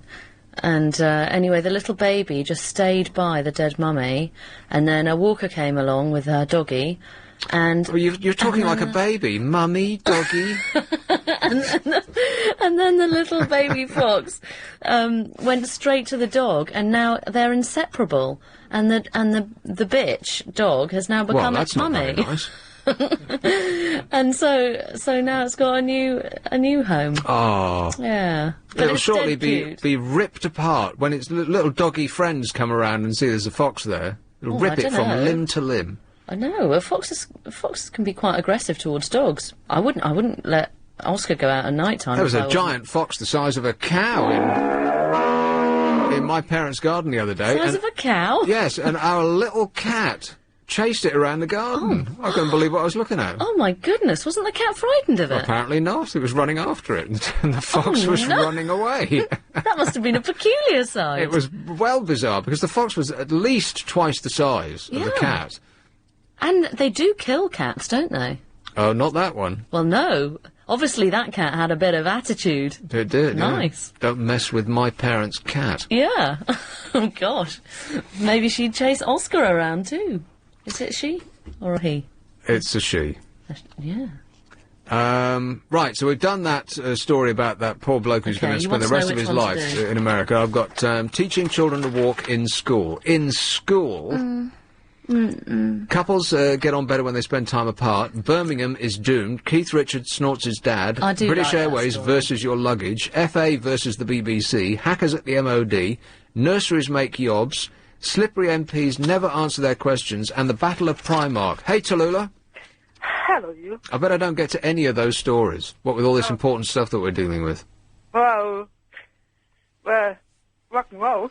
That's the best story. So what's the week been like over at your place, Tallulah?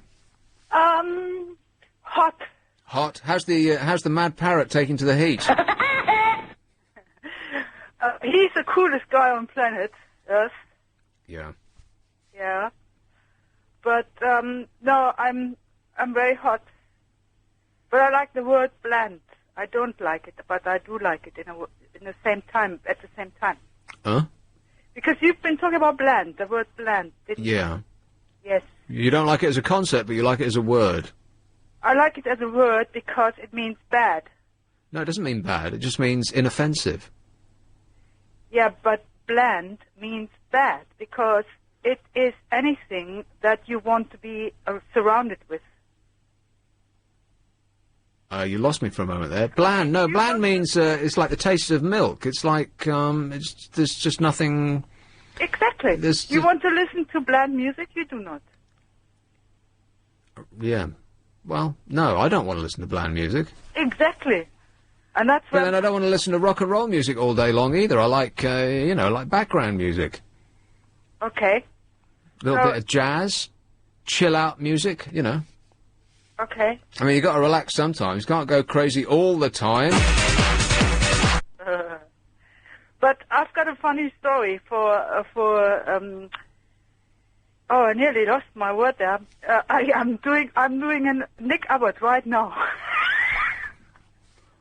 I'll choose to be offended. I don't really know what that means, but I'll pretend that I'm offended. Okay, tell me, what's your producer's name? I just forgot about it. Luby Lou. Oh, Lucy, okay. You know, Lucy, I used to look after a puppy, and there was a high-class girl who sells for the night. She was doing the, high-class... Hey, I'll be the woman across your road. One of my neighbours, yeah. And she asked me if I could look after her puppy, and the puppy was not house-trained yet.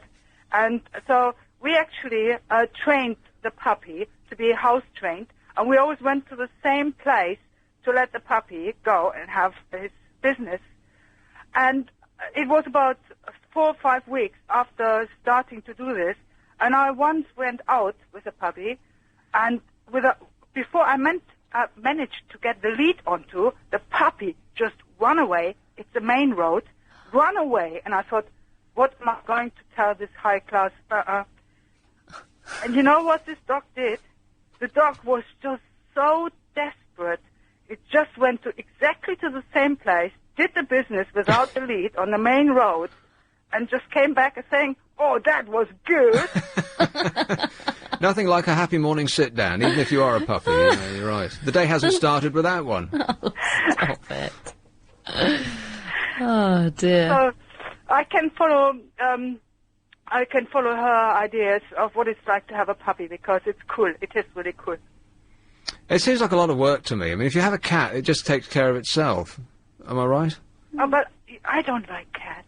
They don't give you the love back that a dog does. Of course they do. They just look at you and say, "Boy, you, what are you staring me for? Leave me alone." They're a bit moody, cats, aren't they? Exactly, yeah. They're so willful.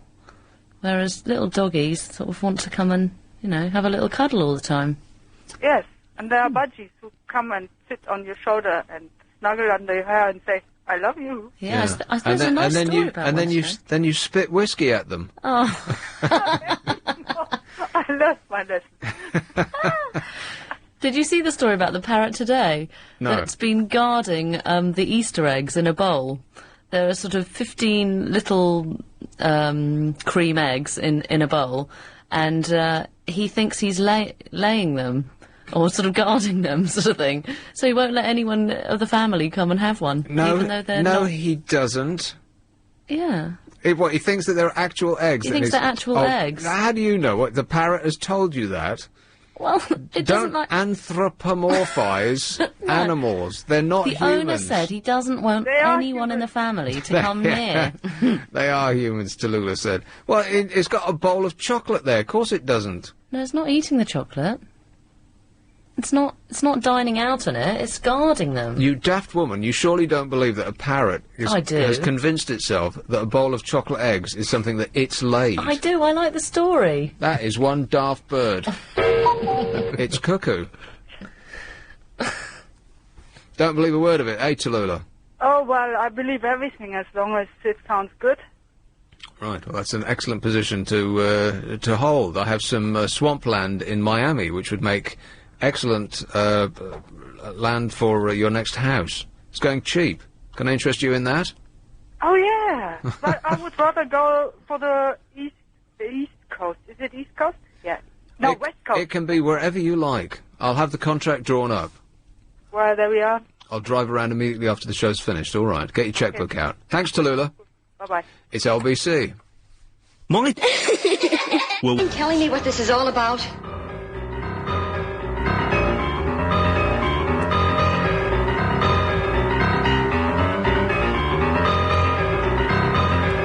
papers are not here. Oh, no. It's Easter. I suppose they're all on strike or... They're busy writing some Easter scoops. Yeah. Yeah. Did you complain during the week about the... No, you didn't. Every day. about the lack of papers a couple of weeks ago. Did you complain at the highest level? I did. You didn't? I did. I went to every manager in the building. Not this building. They're not delivering the papers. Well, I was hoping that they might have some sway. Oh, yes. Yeah. And? And they said, if you don't deliver our papers on time, you'll never have your papers again. Yeah, we'll switch our account. Okay. I want you to make that point forcefully. Very clear. Okay. Yeah. Are they here yet? No. You're going to keep asking me every 30 seconds. Yes. The thing is we don't need an hour to talk about the papers anyway, do we? Depends what's in them. There's never that much in them. So. The Sunday papers. You mostly need a crane to get them in here. There must be something in them. Oh, I'll tell you what we missed last week that was in the papers when I had a look afterwards. There was a lovely CD of Ennio Morricone. Did you see that? Yeah, I played some of that but at home. But it wasn't his best stuff, was it? Oh, God, that was awful. Yeah, that's not This is not music that you want to hear. His music is fantastic, though. Yeah. It's music that you want to watch as the background to a film. It's not good enough in and of itself. Oh, it is. It is. It is. Well, it isn't. You make a good point there, Luce, but it isn't. Well, we listen to it all the time. But not that CD, like proper stuff. From some of his other film stuff. It's very good. It is. No, it really is. Yes. My husband is a big fan. Went to see him because he performed. He did a concert not so long ago in London. You left the house to go and see Ennio Morricone? My husband did. I didn't. I was going to, but he'd offered me the ticket, and initially I went no. And then he took someone else, and then we were listening to all the music a lot, and then I said, oh, actually, I really want to go. He said, too late. You said no at the time, so that's it. See? Well, I wish I'd gone now. Change your mind. I know, and now, you know. Well, you I'll wish live you'd to gone. regret that. Yeah, he might not perform again in London. Oh, wouldn't that be a disaster? It'd be a shame. I think it's very interesting music. It must have been a great show. It was a good concert. That's the thing about classical music when you go. I mean, classical music's all right. I mean, it's better than all right. Some of it is super fantastic. But when you go and see a classical concert, what do you look at? What do you mean? What do you look at? Well, what do you look at? Nothing happens. Well, what do you want to happen? Well, I don't know, lights and fireworks and... Of course not. What? You've got to get in the zone. In the zone? Yeah, you've got to sometimes appreciate some arts without having to sit there watching a goggle box explaining everything to you. Yeah, I want to be entertained when I go out and spend £10,000 on 2 tickets to go and see Mahler's First or whatever it is. And you go there and it's just a bunch of people playing it. And singing. We weren't singing. You get to see soloists as well. They're very expressive. And you can't really tell where the sound is coming from anyway, unless they're blowing their trumpets. Oh, don't be soft. It's true. Of course you can. If you're following it and watching it, then you can see all the time.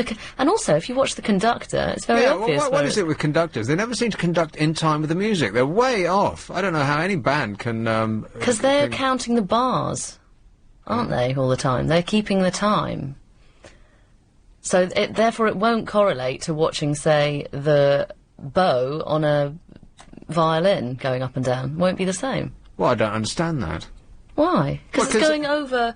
Because if you're playing a series of notes and it's all going in one, then you don't need to, keep moving their bows. Yeah, but if it's right something like da-da-da-dum, something like that, then if I was waving my baton around in front of a band... You'd go da-da-da-dum. Exactly. Well, no, that's wrong. No, well, that would be completely right, because otherwise they wouldn't know where the da and the dum come. It's nothing to do with the dun. It's true. So you go dun-da-da-dum like that, and you'd be hitting the air on the beat of each da and dum. Of course. Because it would depend how many. And then the band would know where they are. But they don't. It's almost like they've got their iPods in and they're listening to Kylie Minogue or something. They're just flapping their arms around. It's got nothing to do with the music that's going on. Fools. They don't know what they're doing. Yeah. Okay. Right. Anyway, it's a giant waste of money going to classical music. Is it? Yes, completely. Ah. Because there's nothing to see. Well, Why do you need to have entertainment all the time? What, would you rather go to a concert and have, what, a screen behind or something? Yes. Saying, this is what's going on? Well, just Look at the trumpeter now. Yeah, something to look at. Oh, don't be silly. I'm serious. You're an educated man, you're not silly, you can follow it. And also in your programme, it's explaining to you what the story is all about.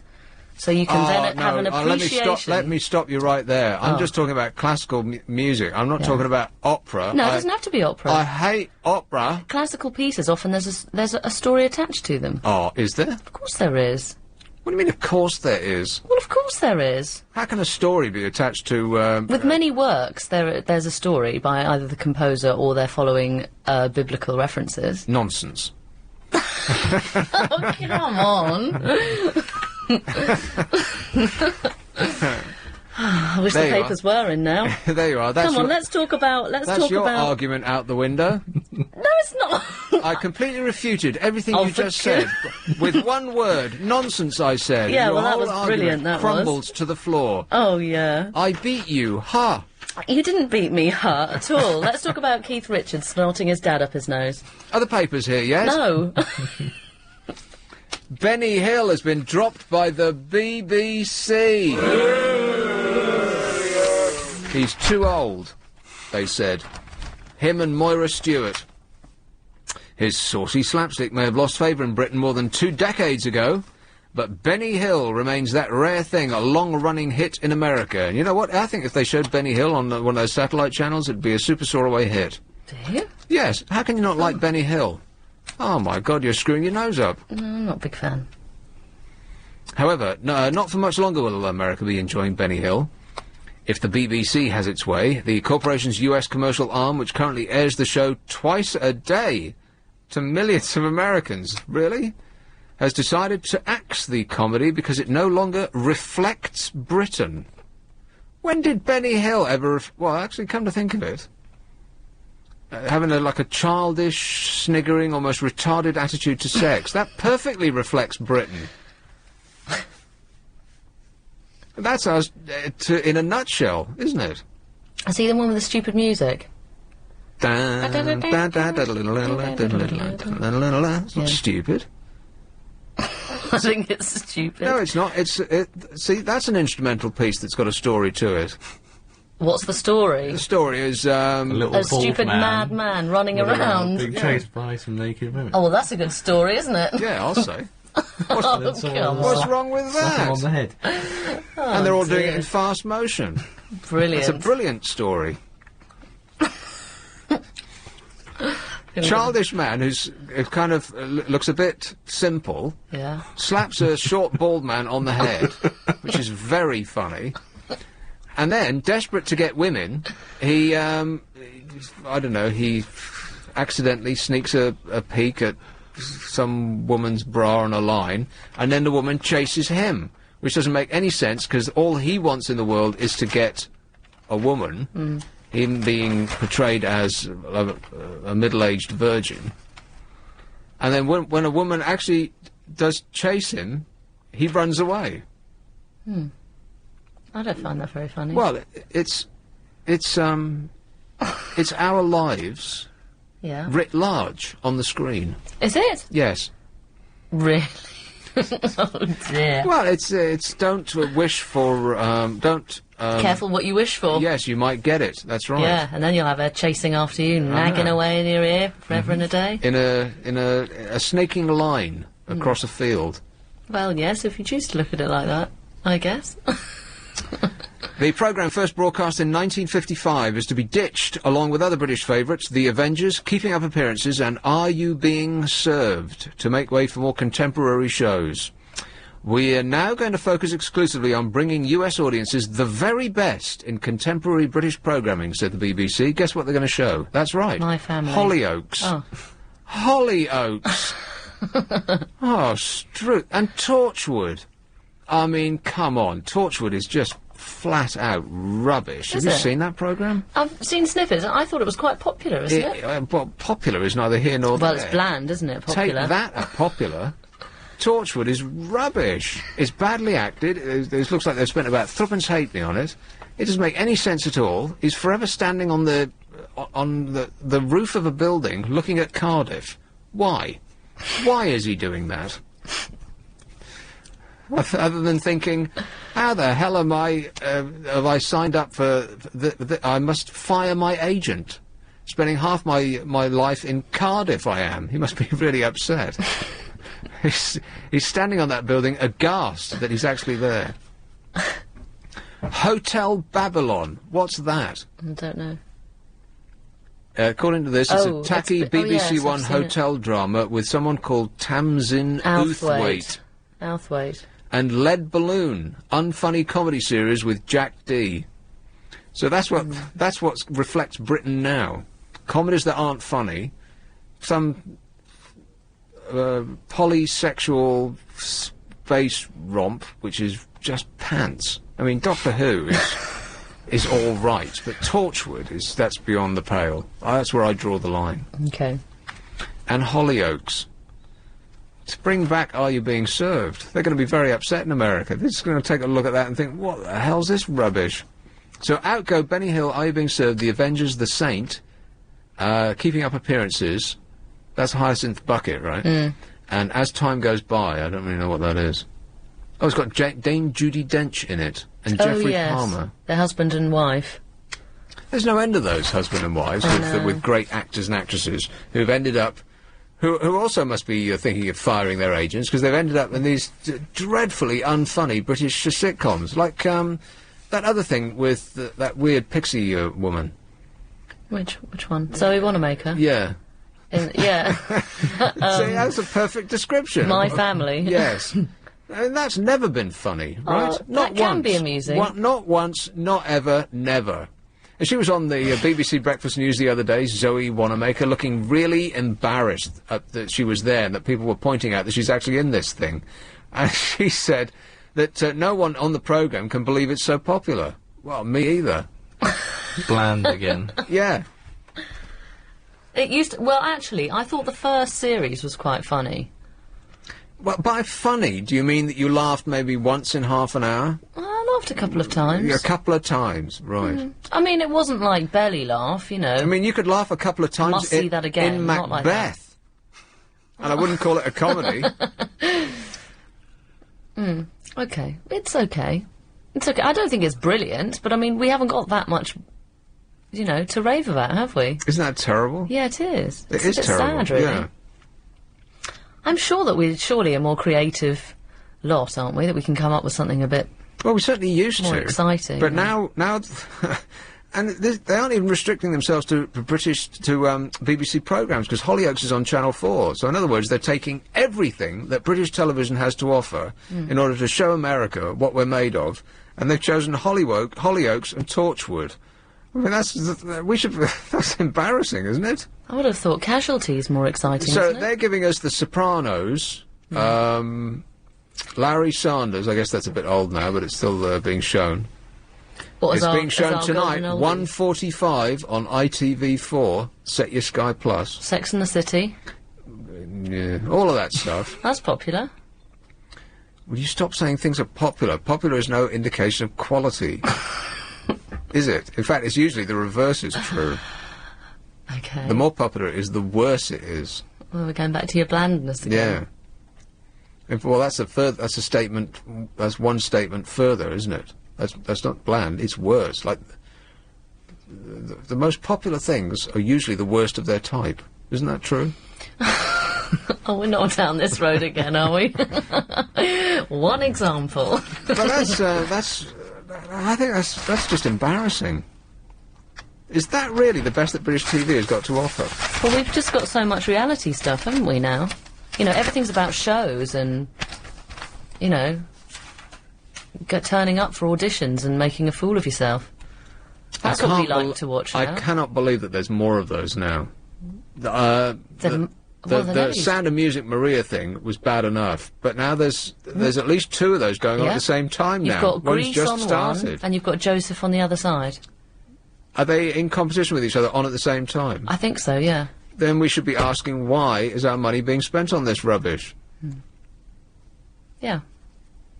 But I think the BBC one is the Joseph one, which was the original, and then ITV are quickly trying to get their ratings back. And doesn't by that doing the amount Grease. to an advert for a theatrical production? Like a long advert paid for with our money for a theatrical production? But is that wrong if it's getting people to go to the theatre? Yes, it is, because it's getting people to go to that theatre. But it If might you want- open if their you- eyes up to then other theatre, would it not? For the No. theatrical experience. No, it wouldn't. They just want to go and see that nice girl off the telly. Not always. True. Do you think? Well, I don't know, because if you really enjoyed watching that programme and then you went along to the theatre and thought, wow, this is really amazing seeing something on stage like this, I must go and see more. Wouldn't you? Yeah, when was the last time you saw something on the stage that you thought, wow, this is amazing, I must go and see more, as opposed to, oh, God, this is awful, I must leave it in the interval? Oh, no, I do often enjoy it. Mary Poppins I loved. I thought that was fabulous. Right. Well, I did. I enjoyed seeing that, especially the ending. I won't ruin it. No, I don't mean it like that, because there's a great bit at the end. That's what I mean. Oh, everyone dies. Of course they don't die. In a freak umbrella accident. Oh, now we've spoilt it for everyone. Nick Ferrari at breakfast. It's happening. It's wild. And it's now. I'll take this one right off the thing, because Lucy's going to get the new papers. The papers are here. Hello, you're on the air. Hello. Hello. Oh, yeah. I was going to say, Chelsea suck. Right. That was worth taking, wasn't it? He did say suck, right? Yeah, he did, yeah. That was neither worth taking nor calling about. Can you imagine the mentality of somebody who would actually pick up the phone and dial a really long number like ours, just to say that on the air? Weak. So the paper's going to be in, and what do you think is going to be on the front page? It's going to be, Mahmood on Mad in the Head. It'll be Gordon Brown and his, plunging popularity. Has he got any, none left. other personal habits that you... Well, that you've noticed? apart from the Nail biting. the nail biting and the nose picking and breathing like Darth Vader. and breathing like that, yeah. Apart from that, he's just the kind of bloke that you want to go and have a beer with. I always think when I see a potential leader of a country, I always think, how would they be seen by another country? That's a good point. Like if you see a presidential candidate in the States, yeah, and you can just tell that someone just would not be a good president because other countries would laugh at them. Wouldn't take them seriously. Mm-hmm. Well, of course, when you're America, then you have to take them seriously, because otherwise they'll bomb you back into the Stone Age. So it doesn't really matter who is in charge of America. It could be any old dope. Absolutely. Hey! Oh, there's a little tiger on the front page. Oh. Just don't say puppy. You say "ah" until it bites your face off. It's Easter tomorrow. There might be some chicks in the papers. Well, undoubtedly, yeah. News of the world. Especially, yeah, exactly. We'll get to the peephole later. Right, what have we got here? No end of colourful supplements, which will all tell you what kind of boots you're supposed to be wearing this week, Luz. Boots? Aren't you offended by women's magazines? I know I am. Why? And I'm not even a woman. Well... Why? Because they tell you what to wear? Yeah, they tell you what to wear and do this, do that. You must have this bag and... Oh. Don't men's magazines do exactly the same? No. Well, of course they do. No, they don't. Well, what's the difference? What do they say to you? They say, oh, here's some cool clothes, and here's the latest trainers or plimsolls you should be wearing. No, they don't. Of course they do.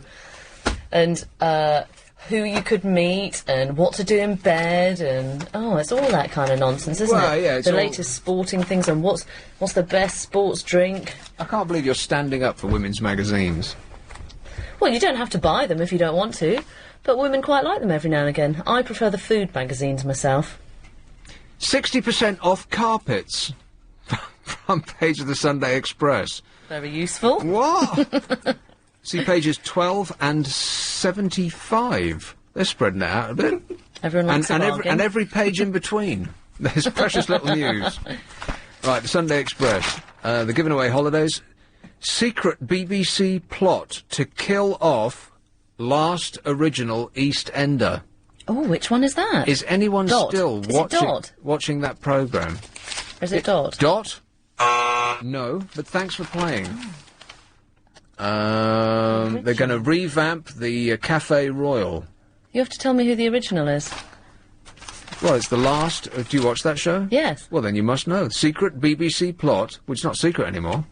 No, Pauline's dead, Alex. To kill off last... I don't watch it. Pauline Fowler, she died at Christmas. No conferring. Is he passing you secret notes? Yeah, he is. Secret little messages.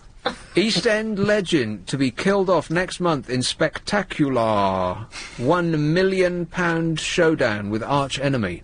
Phil, is he going to die? Or Ian Beale? Phil Mitchell.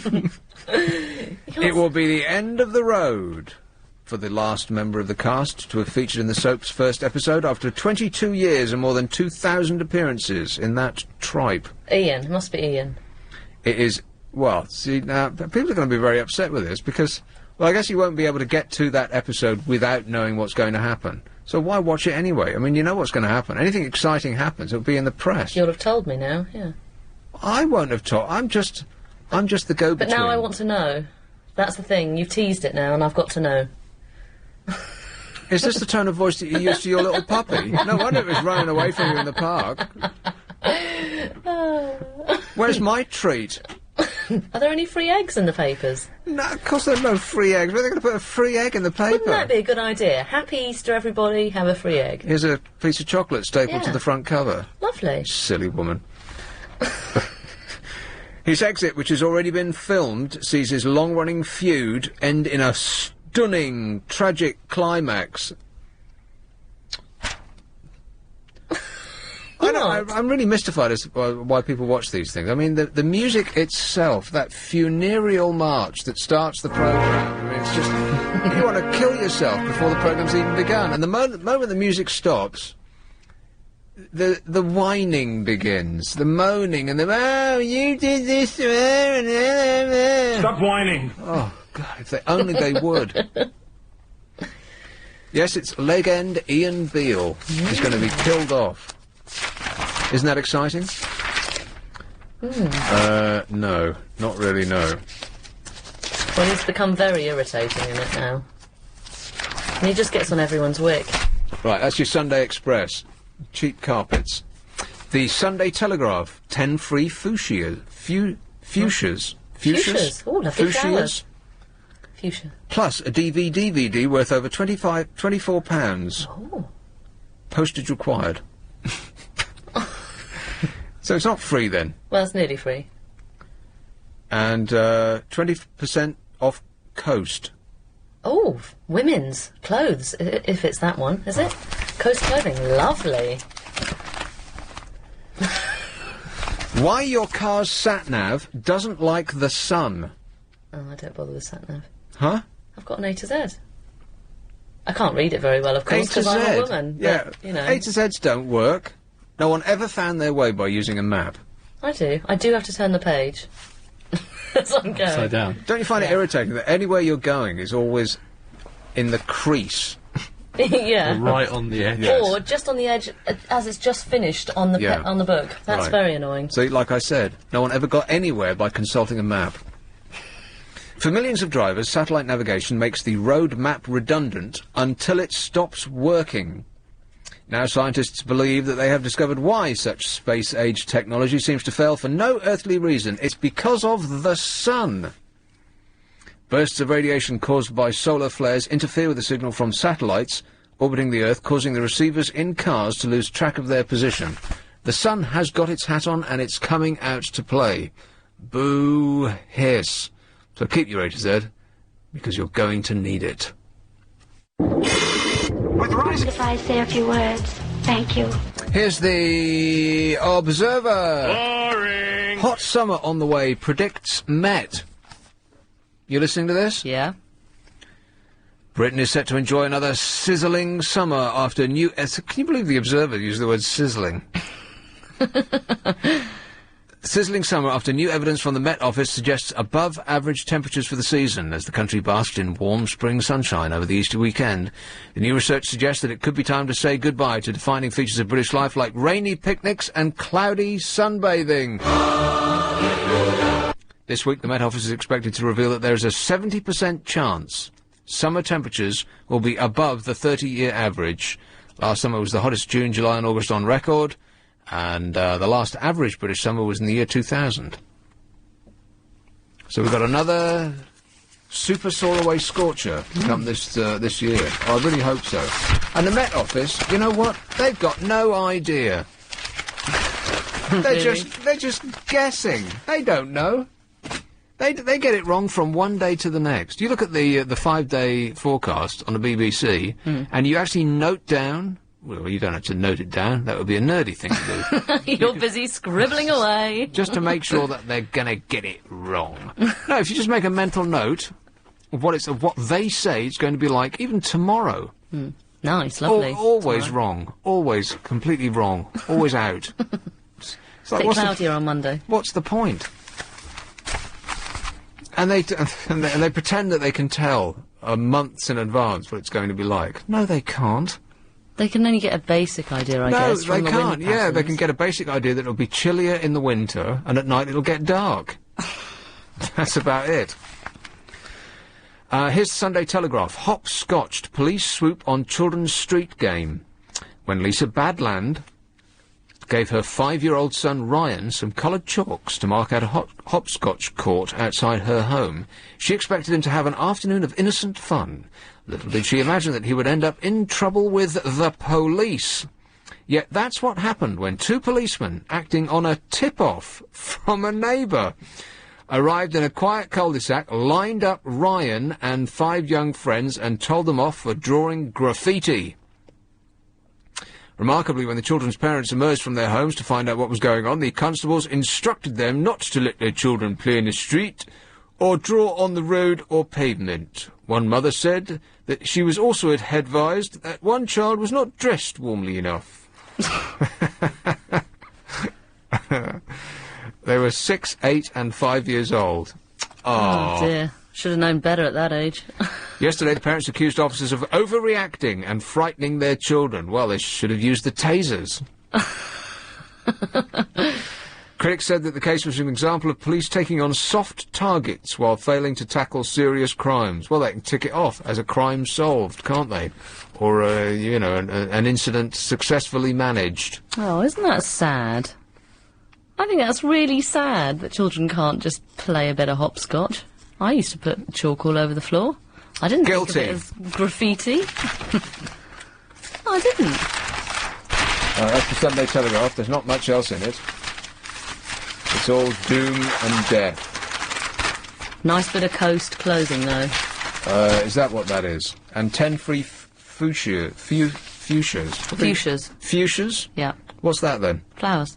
Yeah, but what kind of a flower? Pretty. Oh, pretty flower. Pretty flower. Oh, Lovely. pretty flowers. Oh, I like pretty flowers. Yeah. Here is the Sunday Times. What are they giving away? Feel good. Spring clean your body. Ooh. Ugh. In full colour. Del Boy basks in palms of Peckham. Forget the ranks of municipal marigolds, the beds of blooming fuchsias. Fuchsias. Why are you struggling with that word? I don't know, because it looks spelt. Like if you trip up, it would be the end of your radio career. So I'm trying to pronounce it really well. Fuchsias. Fuchsias. Fuchsias. Fuchsias. But see, that should be F-E-W instead of F-U-C-H. We know the English language doesn't always make sense of the words, does particularly when I'm speaking it. Forget the ranks of municipal marigolds, the beds of blooming pretty flowers, and the busy lizzies.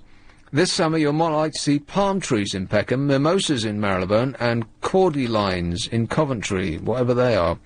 Local authorities have begun replacing traditional but water-hungry bedding plants with species better able to cope with the warming climate.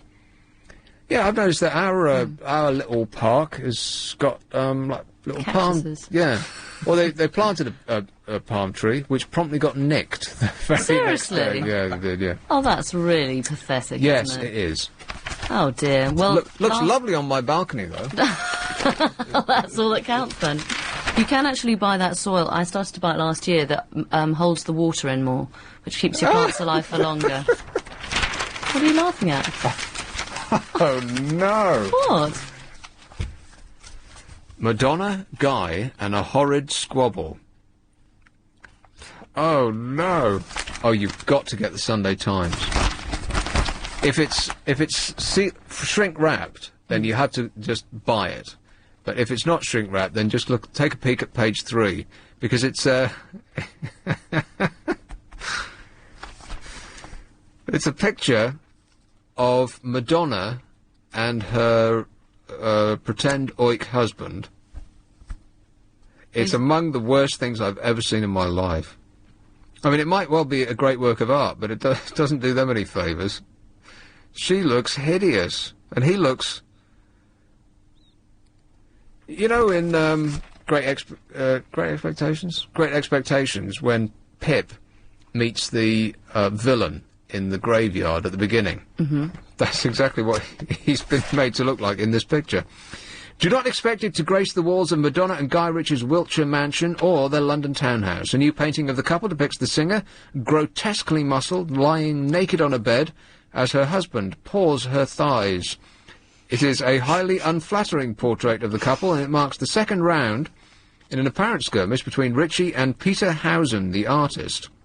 According to Matthew Flowers, Howson's dealer, Ritchie, who prides himself on his robust diamond geezer persona, was unhappy about 2 earlier paintings, completed 4 years ago, which also showed the singer nude. Peter's a bit obsessed with Madonna, said Flowers. There are strong rumours that Ritchie was very jealous of the earlier pictures and wanted to knock Peter's block off.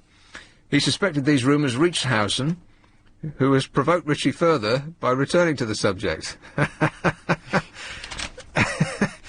Madonna, it looks like a male boxer's face has been grafted onto a muscly woman's body. And, you just got to see it.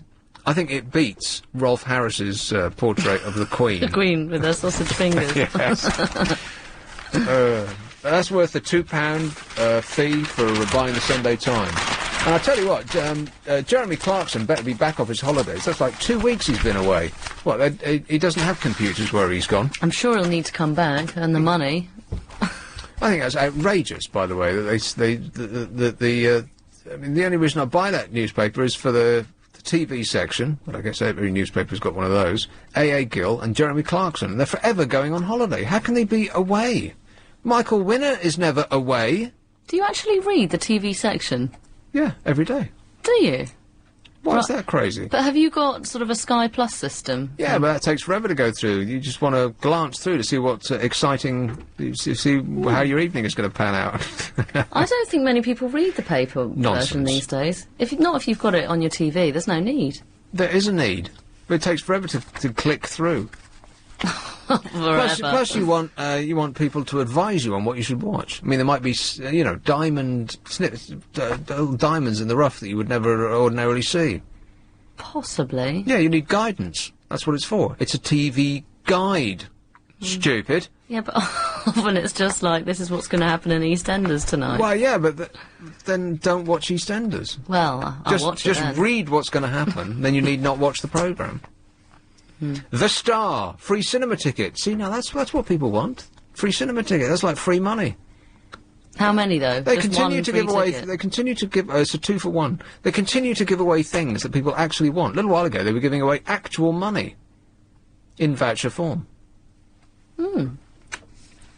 Ian's a dead ender. £1 million exit for Star revealed. But you see, why spend £1 million when everyone knows what is? That mystifies me. I don't get it. Well, often they then do a couple of endings, so you're not actually sure. Well, which he's one going to you're die. Get. Yeah, well, he'll die anyway, but he so might die it's in a not a shock different way. ending. It's £1 million down the drain, wasted completely because everyone knows what's going to happen. Whereas if, I don't understand. I mean, I know they go for ratings, but doesn't it ruin the whole point of watching it if you know what's going to happen? Yeah. Yeah. Inside. Oh, look at this. It's a young woman has boobs. It's an exclusive. Wow. Did you see in the papers yesterday how many women they were showing in some of the tabloids saying sort of Sarah, student, 20, out enjoying the sunshine at Bournemouth Beach or whatever? It was ridiculous. So you're offended by that, but you're not offended by the moronic fare that you're served up in women's magazines, which is where you should be pointing your ire. Why? Well, you know, here's a woman with a top off in a park. That's just celebrating the beauty that is the human race. Yeah, but they're no, but the ones I was seeing were them posing in their bikinis going, look at me! Oh, right. Like, and why would you... It's not that hot to be in a bikini, is it, at the moment? No. I mean, really, it's not.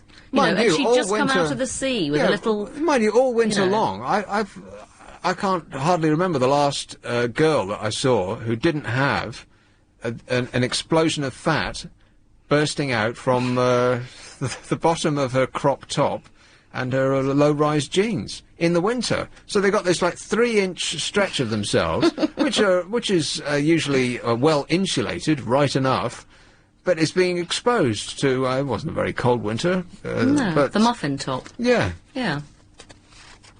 I don't think muffin top actually quite. It's a good description, but it doesn't actually bring home how awful it looks. Because a muffin sounds quite appealing, doesn't it? I could go a couple of muffins right now. What about a raw muffin? Or what about, I know, like rising bread before it's cooked?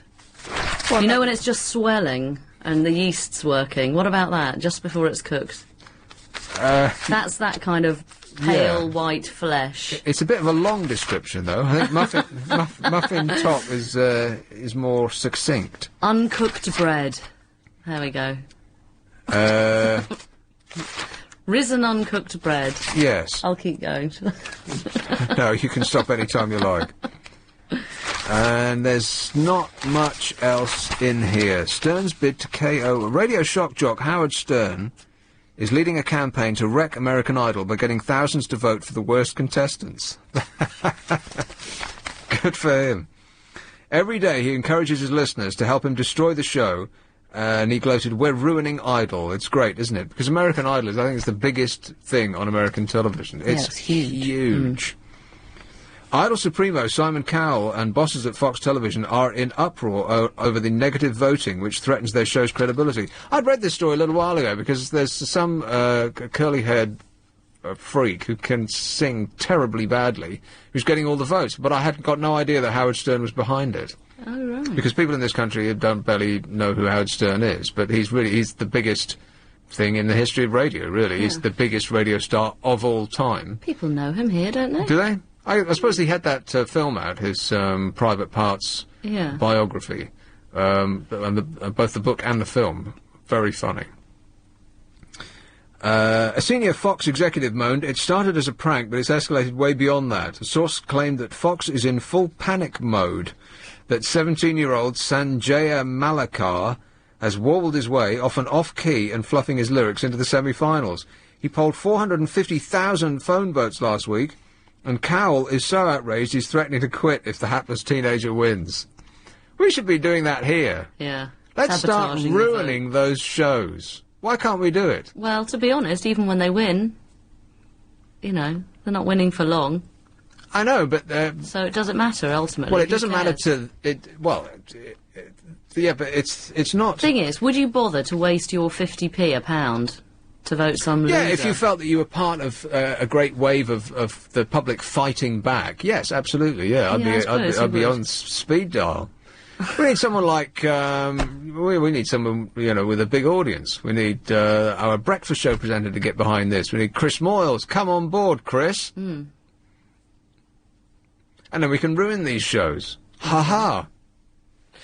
That would be actually excellent. That would be a great idea. Well, you could start it. Why don't you do it? Because, yeah, the 6 people that listen to me now, we could all spend our 50p. Wouldn't make the slightest bit of difference. Well, we'll put it on speed dial. But it's not the people that win that they're fighting against. It's the evil companies behind them. Yeah. Who, if they're presented with a hapless geek who can't sing, won't make any money out of it. Yeah, and then they'll stop doing it. Yeah. We actually have the power to change television because it's not getting better. It's actually getting worse, isn't it? I mean, they're cramming these shows on now.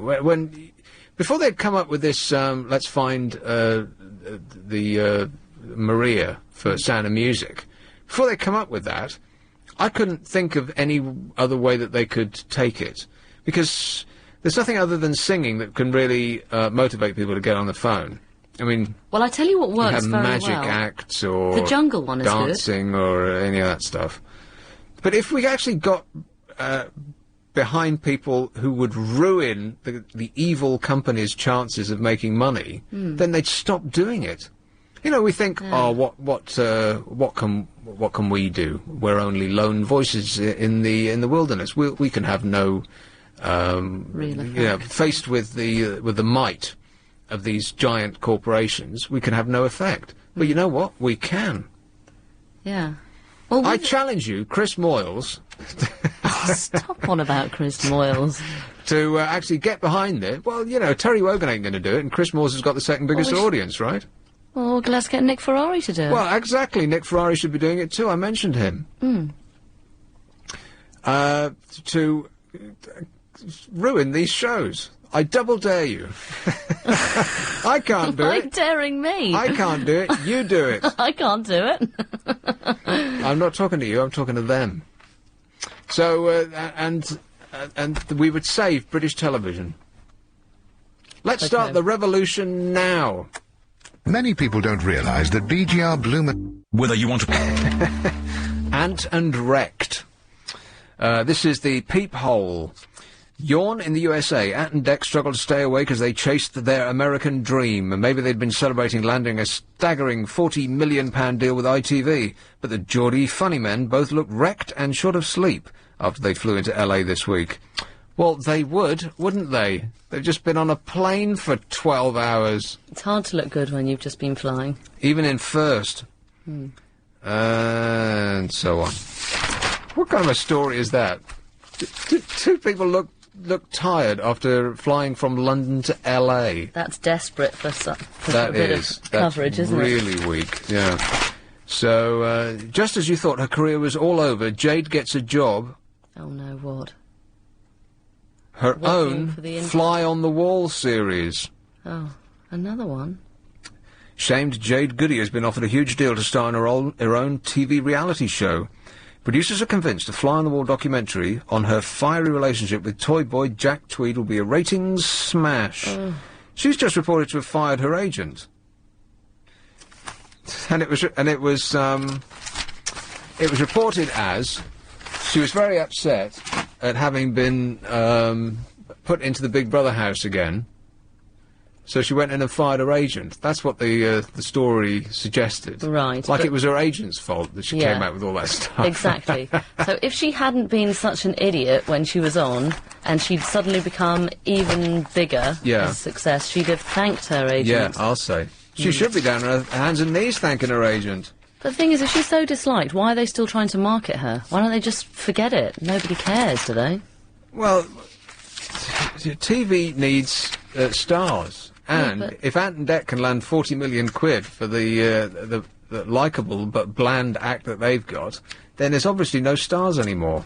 Yeah, but you can't compare Jade Goody to Ant and Dec.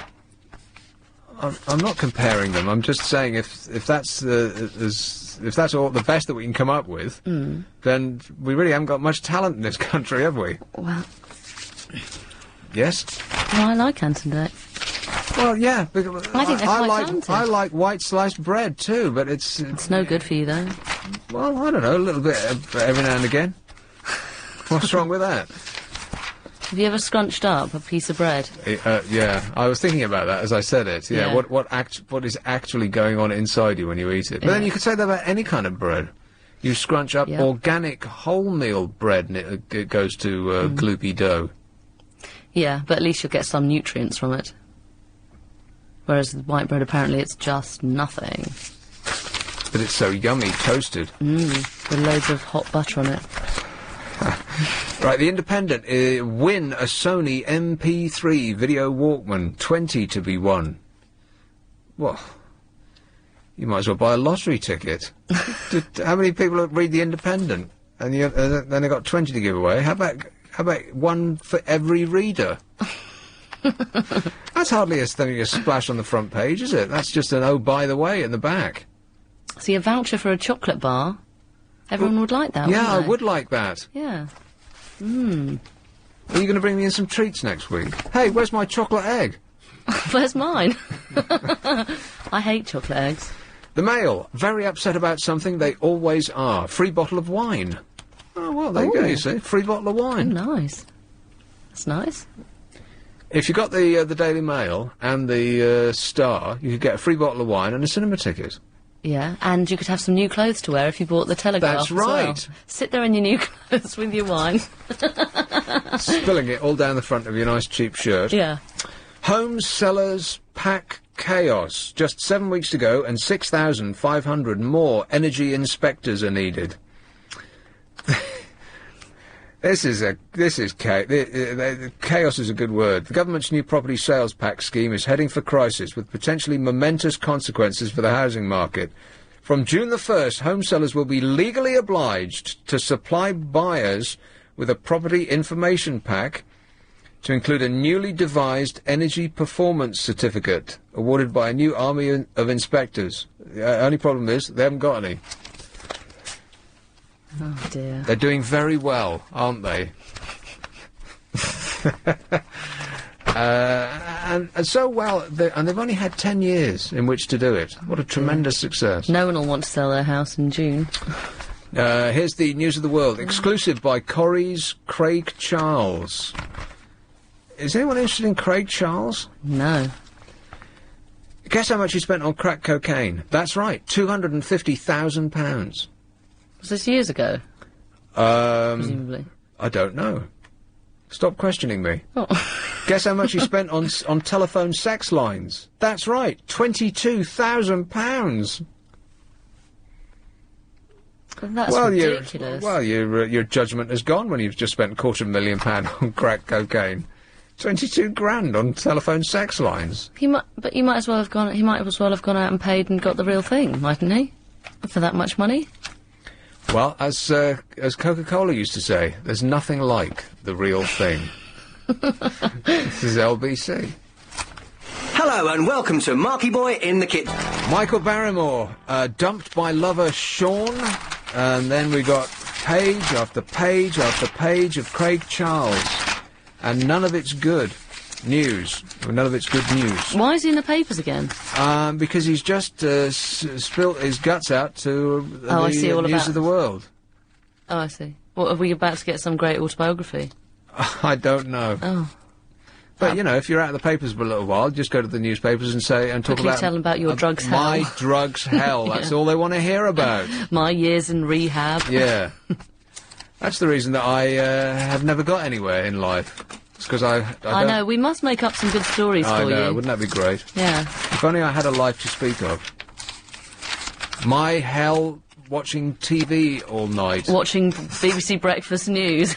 That could be your story. My hell when I ran out of red wine one night and had to switch to white. My life with porridge. My hell when I missed an episode of 24. Oh, no. I know papers arriving. Yes, hell. that's right. I had to just make up stuff off the top of my head for an hour. I ended up having to talk to Lucy all night. All night talkathon, Nick Abbott. Banging on about a bleeding puppy. Very bland. So that's the news of the world. What are they giving away? Nothing.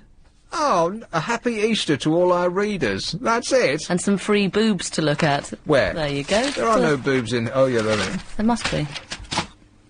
And finally, the Sunday Mirror. 50 free bulbs. Hey, I wonder if they're fuchsias.